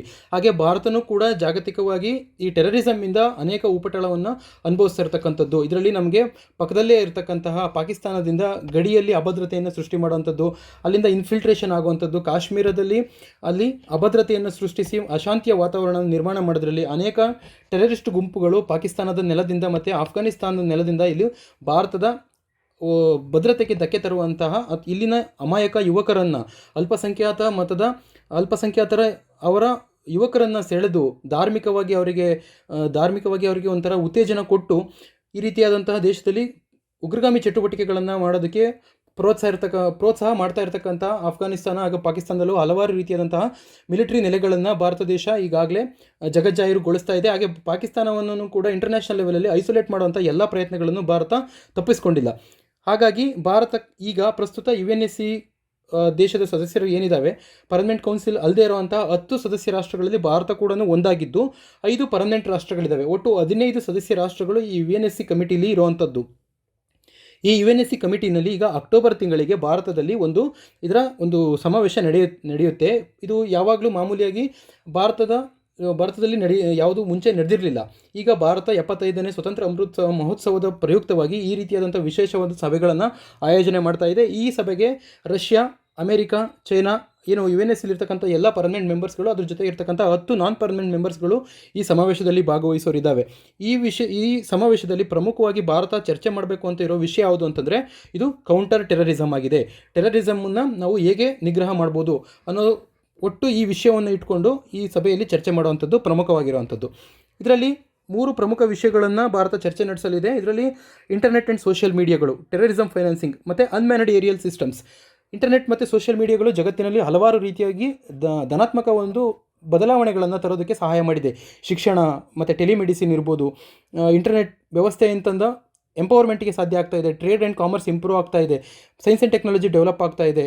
ಇಷ್ಟೆಲ್ಲ ಒಂದು ಧನಾತ್ಮಕವಾಗಿರ್ತಕ್ಕಂತಹ ಪರಿಣಾಮಗಳನ್ನು ಸೃಷ್ಟಿಸುವಂತಹ ಸಾಮರ್ಥ್ಯ ಇರೋ ಈ ಇಂಟರ್ನೆಟ್ಟನ್ನು ಈ ಟೆರರಿಸಮ್ನವರು ಕೂಡ ಯಾವ ದೇಶದ ಭದ್ರತೆಗೆ ಅಪಾಯ ಮಾಡುವಂತಹ ಒಂದು ಶಕ್ತಿಗಳು ಕೂಡ ಇದನ್ನೇ ಬಳಸಿ ಯುವಕರನ್ನು ರೆಕ್ರೂಟ್ ಮಾಡುವಂಥದ್ದು, ಅದರ ಮೂಲಕ ಫೇಕ್ ನ್ಯೂಸ್ಗಳನ್ನು ಹಬ್ಬಿಸಿ ಜನರಲ್ಲಿ ಮತಗಲಭೆಯನ್ನು ಸೃಷ್ಟಿಸುವಂಥದ್ದು, ಗಲಭೆಗಳಿಗೆ ಪ್ರಚೋದನೆ ಕೊಡುವಂತಹ ಕೃತ್ಯಗಳನ್ನು ಈ ಟೆರರಿಸಮ್ನವರು ಮಾಡ್ತಾ ಇದ್ದಾರೆ. ಹಾಗೆ ಟೆರರಿಸಮ್ ಫೈನಾನ್ಸಿಂಗ್ ಈಗಾಗಲೇ ಇಂಟರ್ನ್ಯಾಷನಲ್ ಲೆವೆಲಲ್ಲಿ FATF ಅನ್ನೋ ಒಂದು ಸಂಸ್ಥೆ ಕಾರ್ಯಾಚರಣೆ ಮಾಡ್ತಾ ಇದೆ. ಫೈನಾನ್ಷಿಯಲ್ ಆ್ಯಕ್ಷನ್ ಟಾಸ್ಕ್ ಫೋರ್ಸ್ ಅನ್ನೋದು ಇದು ಅಂತಾರಾಷ್ಟ್ರೀಯ ಮಟ್ಟದಲ್ಲಿ ನಡೆಯುವಂತಹ ಉಗ್ರಗಾಮಿ ಚಟುವಟಿಕೆಗಳಿಗೆ ಸಹಾಯ ಆಗುವಂಥ ಹಣಕಾಸಿನ ನೆರವನ್ನು ಯಾರು ಕೊಡ್ತಾರೆ ಅಥವಾ ಅವರಿಗೆ ಹಣ ವರ್ಗಾವಣೆ ವ್ಯವಸ್ಥೆ ಏನಿದೆ ಅದ್ರ ಮೇಲೆ ನಿಗಾ ಇಡೋವಂಥದ್ದು. ಹಾಗೆ ಇಂಟರ್ನ್ಯಾಷನಲ್ ಲೆವೆಲಲ್ಲಿ ಪಾಲಿಸಿಗಳನ್ನು ಫಾರ್ಮ್ ಮಾಡುವಂಥದ್ದು ಈ FATFನ ಕೆಲಸ ಆಗಿರುವಂಥದ್ದು. ಹಾಗೆ ಇನ್ನೊಂದು ಥ್ರೆಟ್ ಏನಿದೆ, ಅನ್ಮ್ಯಾನ್ಡ್ ಏರಿಯಲ್ ಸಿಸ್ಟಮ್. ನಾವೀಗಾಗಲೇ ಪಾಕಿಸ್ತಾನದ ಗಡಿಗಳಲ್ಲಿ ಅಥವಾ ನಮ್ಮ ಈಶಾನ್ಯ ರಾಜ್ಯಗಳ ಗಡಿ ಭಾಗಗಳಲ್ಲಿ ಈ ಅನ್ಮ್ಯಾನ್ಡ್ ಏರಿಯಲ್ ಸಿಸ್ಟಮ್ಸಿಂದ, ಅಂದರೆ ಮಾನವರಹಿತ ವೈಮಾನಿಕ ವಾಹನಗಳೇನಿರ್ತಾರೆ ಇದ್ರ ಮೂಲಕ ಡ್ರಗ್ಸ್ನ ಸಪ್ಲೈ ಮಾಡುವಂಥದ್ದು ಅಥವಾ ಅಟ್ಯಾಕ್ ಮಾಡುವಂಥದ್ದು, ಥ್ರೆಟ್ ಮಾಡುವಂಥದ್ದು, ದೇಶದ ಭದ್ರತೆಗೆ ತೊಂದರೆ ಮಾಡುವಂಥ ಈ ಅನ್ಮ್ಯಾನ್ಡ್ ಏರಿಯಲ್ ಸಿಸ್ಟಮ್ಸ್ನ ಈ 3 ವಿಷಯಗಳ ಬಗ್ಗೆ ಭಾರತ ಪ್ರಮುಖವಾಗಿ UNSC ಮೀಟಿಂಗಲ್ಲಿ ಚರ್ಚೆ ಮಾಡೋದಿದೆ. ಇದು ಎಲ್ಲವೂ ಕೂಡ ಇವು ಎಮರ್ಜಿಂಗ್ ಟೆಕ್ನಾಲಜೀಸ್ ಆಗಿದ್ದಾವೆ. ಹಿಂದೆ ಇದ್ದಂಥ ಕನ್ವೆನ್ಷನಲ್ ಮೆಥಡ್ಸ್, ಸಾಂಪ್ರದಾಯಿಕ ದಾರಿ ಮಾದರಿಗಳಲ್ಲಿ ನಡೀತಾ ಇರತಕ್ಕಂಥ ಯುದ್ಧದ ಏನು ಭೀತಿ ಇತ್ತು ಅದನ್ನು ಒಂದು ಲೆವೆಲ್ಗೆ ಇದು ಮೇಲಕ್ಕೆ ತಗೊಂಡು ಹೋಗಿರೋವಂಥದ್ದು ಇದು ಟೆಕ್ನಾಲಜೀಸ್ಗಳಿಂದ ಆಗ್ತಾ ಇರೋವಂಥದ್ದು. ಇಂಟರ್ನೆಟ್ ಮತ್ತು ಅನ್ಮ್ಯಾನ್ಡ್ ಏರಿಯಲ್ ಸಿಸ್ಟಮಿಂದ ದೇಶಕ್ಕೆ ತೊಂದರೆ ಇದೆ ಅನ್ನೋದನ್ನು ಭಾರತ ಪ್ರಮುಖವಾಗಿ ಚರ್ಚೆ ಮಾಡುವಂಥದ್ದು. India welcomes diplomats and official from of all 15 countries ಇಂದ ಹೇಳಿರೋ ರೀತಿಯಲ್ಲಿ 15 ರಾಷ್ಟ್ರಗಳಿಂದಲೂ ಕೂಡ ಇಲ್ಲಿ ಭಾಗಿಯಾಗವರಿದ್ದಾರೆ. ಹಾಗೆ ಭಾರತ ಹಿಂದೆ ಕೌಂಟರ್ ಟೆರರಿಸಮ್ ಕಮಿಟಿ ಏನಿದೆ ಇದರಲ್ಲಿ ಭಾರತ ಈಗ ಸದಸ್ಯ ರಾಷ್ಟ್ರ ಆಗಿದೆ. ಹಾಗೆ ಇದರಲ್ಲಿ ಪ್ರಮುಖವಾಗಿ ಭಾರತದ ಹಿಂದಿನ ಒಂದು 1996ನೇ ಇಸ್ವಿಯಲ್ಲಿ ಏನು ಪ್ರಪೋಸ್ ಮಾಡಿತ್ತು ಯುನೈಟೆಡ್ ನೇಷನ್ನಲ್ಲಿ UNGA ಯುನೈಟೆಡ್ ನೇಷನ್ ಜನರಲ್ ಅಸೆಂಬ್ಲಿಲಿ comprehensive convention on international terrorism ಅನ್ನೋದನ್ನು ಭಾರತದ ಇದೊಂದು ಕನ್ವೆನ್ಷನಲ್ಲಿ ಇದನ್ನು ಪ್ರಪೋಸ್ ಮಾಡಿತ್ತು.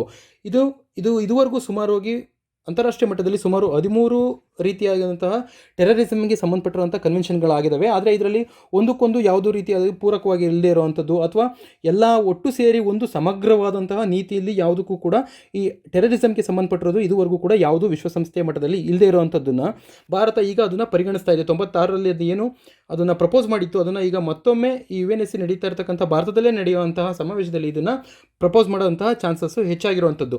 ಏನಿದು CTC ಅಂತಂದರೆ ಇದು ಭಾರತ ಇದರಲ್ಲಿ ಏನನ್ನು ವ್ಯಕ್ತಪಡಿಸ್ತಾ ಇದೆ ಅಂತಂದರೆ, ನೀವು ಡೆಫಿನಿಷನ್ನ ಹೇಳಬೇಕು. ಯಾವುದಕ್ಕೆ? ಯೂನಿವರ್ಸಲ್ ಡೆಫಿನಿಷನನ್ನು ಕೊಡಬೇಕು. ಟೆರರಿಸಮ್ ಅಂತಂದರೆ ಏನು ಅನ್ನೋದಕ್ಕೆ. ಅದರಲ್ಲಿ ಪ್ರಮುಖವಾಗಿ ಭಾರತ ಯಾವುದೇ ರೀತಿಯಾದಂಥ ದೇಶಕ್ಕೆ ಭದ್ರತೆಗೆ ಅಪಾಯ ಒಡ್ಡುವಂಥದ್ದು, ನಾಗರಿಕರ ಜೀವನಕ್ಕೆ ಅಪಾಯ ಮಾಡುವಂಥದ್ದು ಎಲ್ಲ ಥರದ ಅಂಶಗಳನ್ನು ಪರಿಗಣಿಸಿ ನೀವು ಇದು ಯೂನಿವರ್ಸಲ್ ಒಂದು ಡೆಫಿನೇಷನನ್ನು ಕೊಡಬೇಕು. ಹಾಗೆ 193 ರಾಷ್ಟ್ರಗಳು ಕೂಡ ಆ ನೆಲಕ್ಕೆ ಹೊಂದುವಂಥ ಕಾನೂನುಗಳನ್ನು, ಡೊಮೆಸ್ಟಿಕ್ ಲಾಸ್ಗಳನ್ನು ನೀವು ಫಾರ್ಮ್ ಮಾಡಬೇಕು ಅನ್ನೋದು ಭಾರತದ ಒತ್ತಾಯ ಆಗಿದೆ. ಹಾಗೆ ಈ CTC ಕೆಳಗಡೆ ಬ್ಯಾನ್ ಆಲ್ ಟೆರರ್ ಕ್ಯಾಂಪ್ಸ್ ಮತ್ತು ಗ್ರೂಪ್ಸ್, ಎಲ್ಲ ಕಡೆ ಯಾವುದು ಪಾಕಿಸ್ತಾನ, ಆಫ್ಘಾನಿಸ್ತಾನ, ಈಗ ಬೇರೆ ಬೇರೆ ಕಡೆಯಲ್ಲಿ ಇರ್ತಕ್ಕಂತಹ ಟೆರರಿಸ್ಟ್ ಗ್ರೂಪ್ಗಳು ಏನಿದ್ದಾವೆ ಅದನ್ನೆಲ್ಲದನ್ನು ಕೂಡ ಬ್ಯಾನ್ ಮಾಡಬೇಕು ಅನ್ನೋದು ಭಾರತದ ಒಂದು ಒತ್ತಾಯ ಆಗಿದೆ. ಹಾಗೆ ಇನ್ನೊಂದು cross border terrorism extraditable offence worldwide. ಈ ಕ್ರಾಸ್ ಬಾರ್ಡರ್ ಟೆರರಿಸಮ್ ಏನಿರುತ್ತೆ, ಗಡಿಯನ್ನು ಉಲ್ಲಂಘಿಸಿ ಮಾಡುವಂಥದ್ದು ಅಥವಾ ಗಡಿ ಆಚೆಗಿನ ಒಂದು ಭಯೋತ್ಪಾದನಾ ಕೃತ್ಯಗಳನ್ನು ಕೂಡ ಪ್ರಪಂಚದಾದ್ಯಂತ ಇದೊಂದು ಅಫೆನ್ಸ್ ಅಂತಲೇ ಕನ್ಸಿಡರ್ ಮಾಡಬೇಕು. ಇದಕ್ಕೆ ಕಠಿಣವಾದಂಥ ಶಿಕ್ಷೆಗಳನ್ನು ಕೊಡೋದಕ್ಕೆ ಎಲ್ಲ ದೇಶೀಯ ಕಾನೂನುಗಳಲ್ಲೂ ಕೂಡ ಅವಕಾಶವನ್ನು ಕಲ್ಪಿಸಬೇಕು ಅನ್ನೋದು ಭಾರತದ ಒಂದು ನಿಲುವಾಗಿರುವಂಥದ್ದು. ಈ ಹಿನ್ನೆಲೆಯಲ್ಲಿ ಇದು CTC 96ನೇ ಇಸ್ವಿಲಿ ಇದು ಪ್ರಪೋಸ್ ಮಾಡಿತ್ತು. ಈಗ ಮತ್ತೊಮ್ಮೆ ಭಾರತಕ್ಕೆ ಅವಕಾಶ ಸಿಕ್ಕಿದೆ. ಬಲವಾಗಿ ಇದನ್ನು ಪ್ರಪೋಸ್ ಮಾಡೋದಕ್ಕೆ ಸಾಧ್ಯ ಆಗ್ಬೋದು. ಇದರಲ್ಲಿ ಈ CTC ಇರ್ತಕ್ಕಂಥ ಚಾಲೆಂಜಸ್ನ ನಾವು ನೋಡೋದಾದರೆ, ಯಾಕೆ 96ನೇ ಇಸ್ವಿಯಿಂದನೂ ಕೂಡ ಉಗ್ರಗಾಮಿತನ ಅನ್ನೋದು ಎಲ್ಲ ದೇಶಗಳನ್ನು ಕಾಡ್ತಾ ಇರ್ತಕ್ಕಂಥ ದೊಡ್ಡ ಸಮಸ್ಯೆ ಆಗಿದ್ರೂ ಕೂಡ ಭಾರತದ ಈ ಪ್ರಪೋಸಲ್ನ ಯಾಕೆ ಕೆಲವು ರಾಷ್ಟ್ರಗಳು ಒಪ್ಪಿಲ್ಲ ಅನ್ನೋದನ್ನು ನಾವು ನೋಡೋದಾದರೆ, ಈಗ ಅಮೆರಿಕದ್ದೇ ಬೇರೆ ನಿಲುವಿದೆ, ಮತ್ತು ಆರ್ಗನೈಸೇಷನ್ ಆಫ್ ಇಸ್ಲಾಮಿಕ್ ಕಂಟ್ರೀಸ್ OICದೇ ಒಂದು ನಿಲುವಿದೆ, ಲ್ಯಾಟಿನ್ ಅಮೆರಿಕದ್ದೇ ಒಂದು ನಿಲುವಿದೆ. ಅಮೆರಿಕದ ನಿಲುವು ಏನು ಅಂತಂದರೆ, ಯಾವುದಾದ್ರೂ ದೇಶದಲ್ಲಿ, ಈಗ ಆಫ್ಘಾನಿಸ್ತಾನದಲ್ಲಿ ಅವರು ಕಳೆದ ವರ್ಷ ತಾಲಿಬಾನ್ ವಿರುದ್ಧ ಹೋರಾಡ್ತಾ ಸುಮಾರು 20 ವರ್ಷಗಳಿಂದ ಅಮೆರಿಕ ಆ ದೇಶದಲ್ಲಿ ನೆಲೆಸಿತ್ತು. ಅಮೆರಿಕ ಈ ರೀತಿಯಾದಂತಹ ಸೇನಾ ಕಾರ್ಯಾಚರಣೆಗಳನ್ನು ಮಾಡುವಾಗ ಅಲ್ಲಿ ನಾಗರಿಕರ ಹತ್ಯೆ ಆಗ್ಬೋದು, ಅಥವಾ ಉಗ್ರಗಾಮಿಗಳನ್ನು ಕಾರ್ಯಾಚರಣೆಯಲ್ಲಿ ಹೊಡೆದಾಕುವಂಥ ಸಂದರ್ಭದಲ್ಲಿ ಬೇರೆ ಶಾಂತಿ ವ್ಯವಸ್ಥೆಗೆ ಧಕ್ಕೆ ಆಗುವಂಥ ಸಂದರ್ಭವೂ ಕೂಡ ಇಲ್ಲಿ ಟೆರರಿಸಮ್ ಅನ್ನೋದನ್ನು ಕನ್ಸಿಡರ್ ಮಾಡಬೇಕಾಗುತ್ತೆ. ಅಂದರೆ ಭಾರತ ಏನು ಹೇಳ್ತಿದೆ, ಯೂನಿವರ್ಸಲ್ ಡೆಫಿನಿಷನ್ನಲ್ಲಿ ಹೇಳೋ ಪ್ರಕಾರ ನಾಗರಿಕ ಹತ್ಯೆಯೂ ಕೂಡ ಇಲ್ಲಿ ನಾವು ಈ ಉಗ್ರಗಾಮಿ ಅನ್ನೋ ಚಟುವಟಿಕೆಗೆ ಸೇರಿಸಬೇಕು ಅನ್ನೋ ಭಾರತದ ನಿಲುವೇನಿದೆ, ಈ ಸಾಲೇನಿದೆ, ಡೆಫಿನಿಷನ್ ಏನಿದೆ, ಇದು ಅಮೆರಿಕಕ್ಕೆ ಇದು ಆಗ್ತಾ ಇಲ್ಲ. ಯಾಕಂದರೆ ಸೇನಾ ಕಾರ್ಯಾಚರಣೆ ಅದು ಅಷ್ಟು ಪ್ರಬಲವಾಗಿ ನಡೆಸುವಂಥ ದೇಶ, ಅಲ್ಲಿ ನಾಗರಿಕರ ಹತ್ಯೆಯನ್ನು ಅದು ಪರಿಗಣಿಸಲ್ಲ ಬೇರೆ ದೇಶದಲ್ಲಿ ಅದು ಕಾರ್ಯಾಚರಣೆಯನ್ನು ನಡೆಸುವಾಗ. ಅಂಥ ಸಂದರ್ಭದಲ್ಲಿ ನಾಗರಿಕರ ಹತ್ಯೆಯನ್ನು ನಾನೇ ಇರುವಾಗ ಇದನ್ನು ನಾನು ಹೇಗೆ ಯೂನಿವರ್ಸಲ್ ಡೆಫಿನೇಷನ್ನಲ್ಲಿ ಬರುವಂಥದ್ದಕ್ಕೆ ನಾನು ಹೇಗೆ ಒಪ್ಪಲಿ ಅನ್ನೋದನ್ನು ಅಮೆರಿಕದ ವಾದ ಆಗಿದೆ. ಹಾಗೆ ಆರ್ಗನೈಸೇಷನ್ ಆಫ್ ಇಸ್ಲಾಮಿಕ್ ಕಂಟ್ರೀಸ್ ಇವ್ರ ವಾದ ಏನಿದೆ ಅಂತಂದರೆ, ಈಗ ಪ್ಯಾಲೆಸ್ತೀನ್, ಇಸ್ರೇಲ್ ಈ ರೀತಿಯಾದ ಜನಾಂಗೀಯ ದ್ವೇಷಗಳಲ್ಲಿ ಹಿಂಸೆಗಳಾಗ್ತಾ ಇದೆ. ಅಲ್ಲಿ ಇಬ್ಬರು ಕಡೆಯಿಂದ, ಇಸ್ರೇಲಿಂದ ಪ್ಯಾಲೆಸ್ತೀನ್ಗೆ ಥ್ರೆಟ್ ಇರುವಂಥದ್ದು, ಅಲ್ಲಿರೋರ ಮೇಲೆ ವೈಮಾನಿಕ ದಾಳಿ ಆಗುವಂಥದ್ದು, ಮಿಸೈಲ್ ದಾಳಿಗಳು ಇಂಥವನ್ನೆಲ್ಲ ಇಸ್ರೇಲ್ ನಡೆಸ್ತಾ ಇದೆ. ಇಂಥದ್ರನ್ನು ಅವರು ವಿರುದ್ಧವಾಗಿ ಪ್ಯಾಲೆಸ್ತೀನವರು ತಮ್ಮ ಸ್ವತಂತ್ರಕ್ಕೋಸ್ಕರ, ತಮ್ಮ ನಾಗರಿಕ ಹಕ್ಕುಗಳನ್ನು ಅವರು ರಕ್ಷಣೆಗೋಸ್ಕರ ಹೋರಾಡ್ತಿರ್ತಕ್ಕಂಥ ಸಂದರ್ಭದಲ್ಲೂ ಕೂಡ ಇವರು ಇಸ್ರೇಲ್ನ ಸೇನಾಪಡೆಗಳ ವಿರುದ್ಧವಾಗಿ ಇವರು ಕೂಡ ಗುಂಡಿನ ಚಕಮಕಿಯನ್ನು ನಡೆಸಬೇಕಾಗುತ್ತೆ, ಇವರು ಕೂಡ ಮಿಸೈಲ್ಸ್ ಅಟ್ಯಾಕ್ಗಳನ್ನು ಮಾಡಬೇಕಾಗುತ್ತೆ. ಯಾವುದರ ವಿರುದ್ಧ? ಇಸ್ರೇಲ್ನ ಸೇನೆಯ ವಿರುದ್ಧ. ಹಾಗಾಗಿ ಇಂತಹ ಗುಂಪುಗಳನ್ನು ನಾವು ಟೆರರಿಸ್ಟ್ ಅಂತ ಕನ್ಸಿಡರ್ ಮಾಡಿದರೆ ನಮ್ಮ ಒಂದು ಸ್ವಾತಂತ್ರ್ಯ ಹೋರಾಟದ ಹಾದಿಗೆ ಇದು ಅಡ್ಡಿ ಆಗುತ್ತೆ ಅನ್ನೋದು ಈ ಆರ್ಗನೈಸೇಷನ್ ಆಫ್ ಇಸ್ಲಾಮಿಕ್ ಕಂಟ್ರೀಸ್ಗಳ ವಾದ ಆಗಿರೋಂಥದ್ದು. ಹಾಗೆ ಲ್ಯಾಟಿನ್ ಅಮೆರಿಕ ಹೇಳ್ತಿರೋ ಪ್ರಕಾರನೂ ಕೂಡ ಅಲ್ಲಿ ನಾಗರಿಕ ಹಕ್ಕುಗಳ ಉಲ್ಲಂಘನೆಯನ್ನು ಕೂಡ ನಾವು ಯೂನಿವರ್ಸಲ್ ಡೆಫಿನೇಷನ್ ಆಫ್ ಟೆರರಿಸಮ್ಗೆ ಸೇರಿಸ್ಬಿಟ್ರೆ ನಾವು ನಾಗರಿಕ ಹಕ್ಕುಗಳಿಗೆ ಯಾವುದೇ ರೀತಿಯಾಗಿ ಹೋರಾಡೋಕ್ಕೆ ಇನ್ನೂ ಹಿನ್ನಡೆ ಆಗ್ಬೋದು ಅನ್ನೋದನ್ನು ಈ ಲ್ಯಾಟಿನ್ ಅಮೆರಿಕನ್ ಕಂಟ್ರೀಸ್ಗಳು ಇವರ ಒಂದು ನಿಲುವಾಗಿರೋದ್ರಿಂದ ಈ 96ನೇ ಇಸ್ವಿಲಿ CTC ಭಾರತದ ಏನು ಪ್ರಪೋಸ್ ಮಾಡಿತ್ತು ಇದಕ್ಕೆ ಆಕ್ಷೇಪಣೆಗಳು ಇಷ್ಟು ದೇಶಗಳಿಂದನೂ ಇರುವಂಥದ್ದು. ಹಾಗೆ ಮುಂದಿನ ವಿಚಾರ centre rise fair price for sugar cane harvest. ಇದು ಕೇಂದ್ರ ಸರ್ಕಾರ ಕಬ್ಬಿಗೆ ಬೆಲೆಯನ್ನು ಹೆಚ್ಚು ಮಾಡಿರುವಂಥದ್ದು ಈ ಆರ್ಟಿಕಲ್ನ ಕೊಟ್ಟಿರುವಂಥದ್ದು. ಈ ಆರ್ಟಿಕಲ್ನ ಹಿನ್ನೆಲೆಯಲ್ಲಿ ನಾವು ಆದರೆ ಈ ಬೆಲೆ ಹೆಚ್ಚಳವನ್ನು ರೈತ ಸಂಘಟನೆಗಳು ಇದು ಕಡಿಮೆ ಆಯಿತು, ಇದು ನಮಗೆ ಅಷ್ಟಾಗಿ ಇದು ಸಮಾಧಾನ ತಂದಿಲ್ಲದೆ ಇರತಕ್ಕಂಥ ಬೆಲೆನ ನೀವು ಏರಿಸಿದಿರೋದು ನಮಗೆ ಅಷ್ಟಾಗಿ ಸಮಾಧಾನ ಇಲ್ಲ ಅನ್ನೋದನ್ನು ರೈತ ಸಂಘಟನೆಗಳು ಹೇಳಿದ್ದಾವೆ. ಈ ಹಿನ್ನೆಲೆಯಲ್ಲಿ ನಾವು ಅದಕ್ಕೆ ಪೂರಕವಾಗಿರ್ತಕ್ಕಂಥ ಕೆಲವು ಅಂಶಗಳನ್ನು ಭಾರತದಲ್ಲಿ ಈ ಸಕ್ಕರೆ ಉತ್ಪಾದನೆ, ಕಬ್ಬು ಬೆಳೆ ಏನಿದೆ ಇದನ್ನು ಒಂದು ಕೂಲಂಕುಷವಾಗಿ ನೋಡುವಂಥ ಪ್ರಯತ್ನವನ್ನು ಇಲ್ಲಿ ಮಾಡೋಣ ನಾವು. ಸ್ನೇಹಿತರೆ, ಈ ಕಬ್ಬು ಭಾರತದಲ್ಲಿ ಜಗತ್ತಿನಾದ್ಯಂತ ಕಬ್ಬಿನ ಉತ್ಪಾದನೆ ಏನಿದೆ, ಅದರ ಸಕ್ಕರೆಯ ಉತ್ಪಾದನೆ ಏನಿದೆ ಅದು ನಾವು 2ನೇ ಸ್ಥಾನದಲ್ಲಿ ಇರುವಂತಹ ಜಾಗತಿಕವಾಗಿ ನಾವು 2ನೇ ದೇಶ.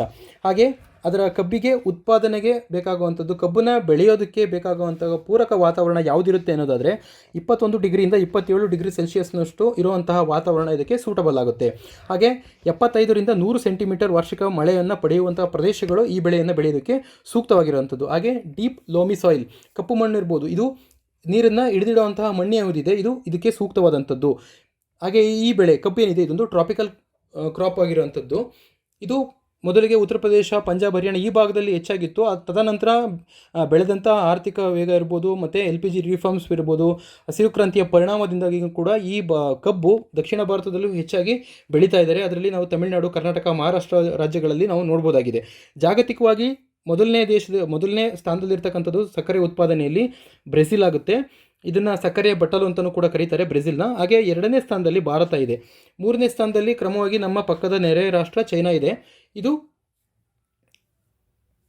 ಅಂತಾರಾಷ್ಟ್ರೀಯ ಮಟ್ಟದಲ್ಲಿ ಕಬ್ಬಿನ ಉತ್ಪಾದನೆಯಲ್ಲಿ ತೋರಿಸುವಂಥ ಒಂದು ಪಟ್ಟಿ. ಹಾಗೆ ಭಾರತದಲ್ಲಿ ನಾವು ನೋಡೋದಾದರೆ ಪ್ರಮುಖವಾಗಿ ಉತ್ಪಾದನೆಯಲ್ಲಿ ಉತ್ತರ ಪ್ರದೇಶ ಮೊದಲಿದೆ, ಮಹಾರಾಷ್ಟ್ರ 2ನೇದಲ್ಲಿದೆ, ಕರ್ನಾಟಕ 3, ಹಾಗೆ ತಮಿಳುನಾಡು, ಗುಜರಾತ್ನಲ್ಲಿ ಸ್ವಲ್ಪ ಪ್ರಮಾಣದಲ್ಲಿ ಇರುವಂಥದ್ದು. ಇವು ಪ್ರಮುಖವಾದಂತಹ ರಾಜ್ಯಗಳು ಭಾರತದಲ್ಲಿ.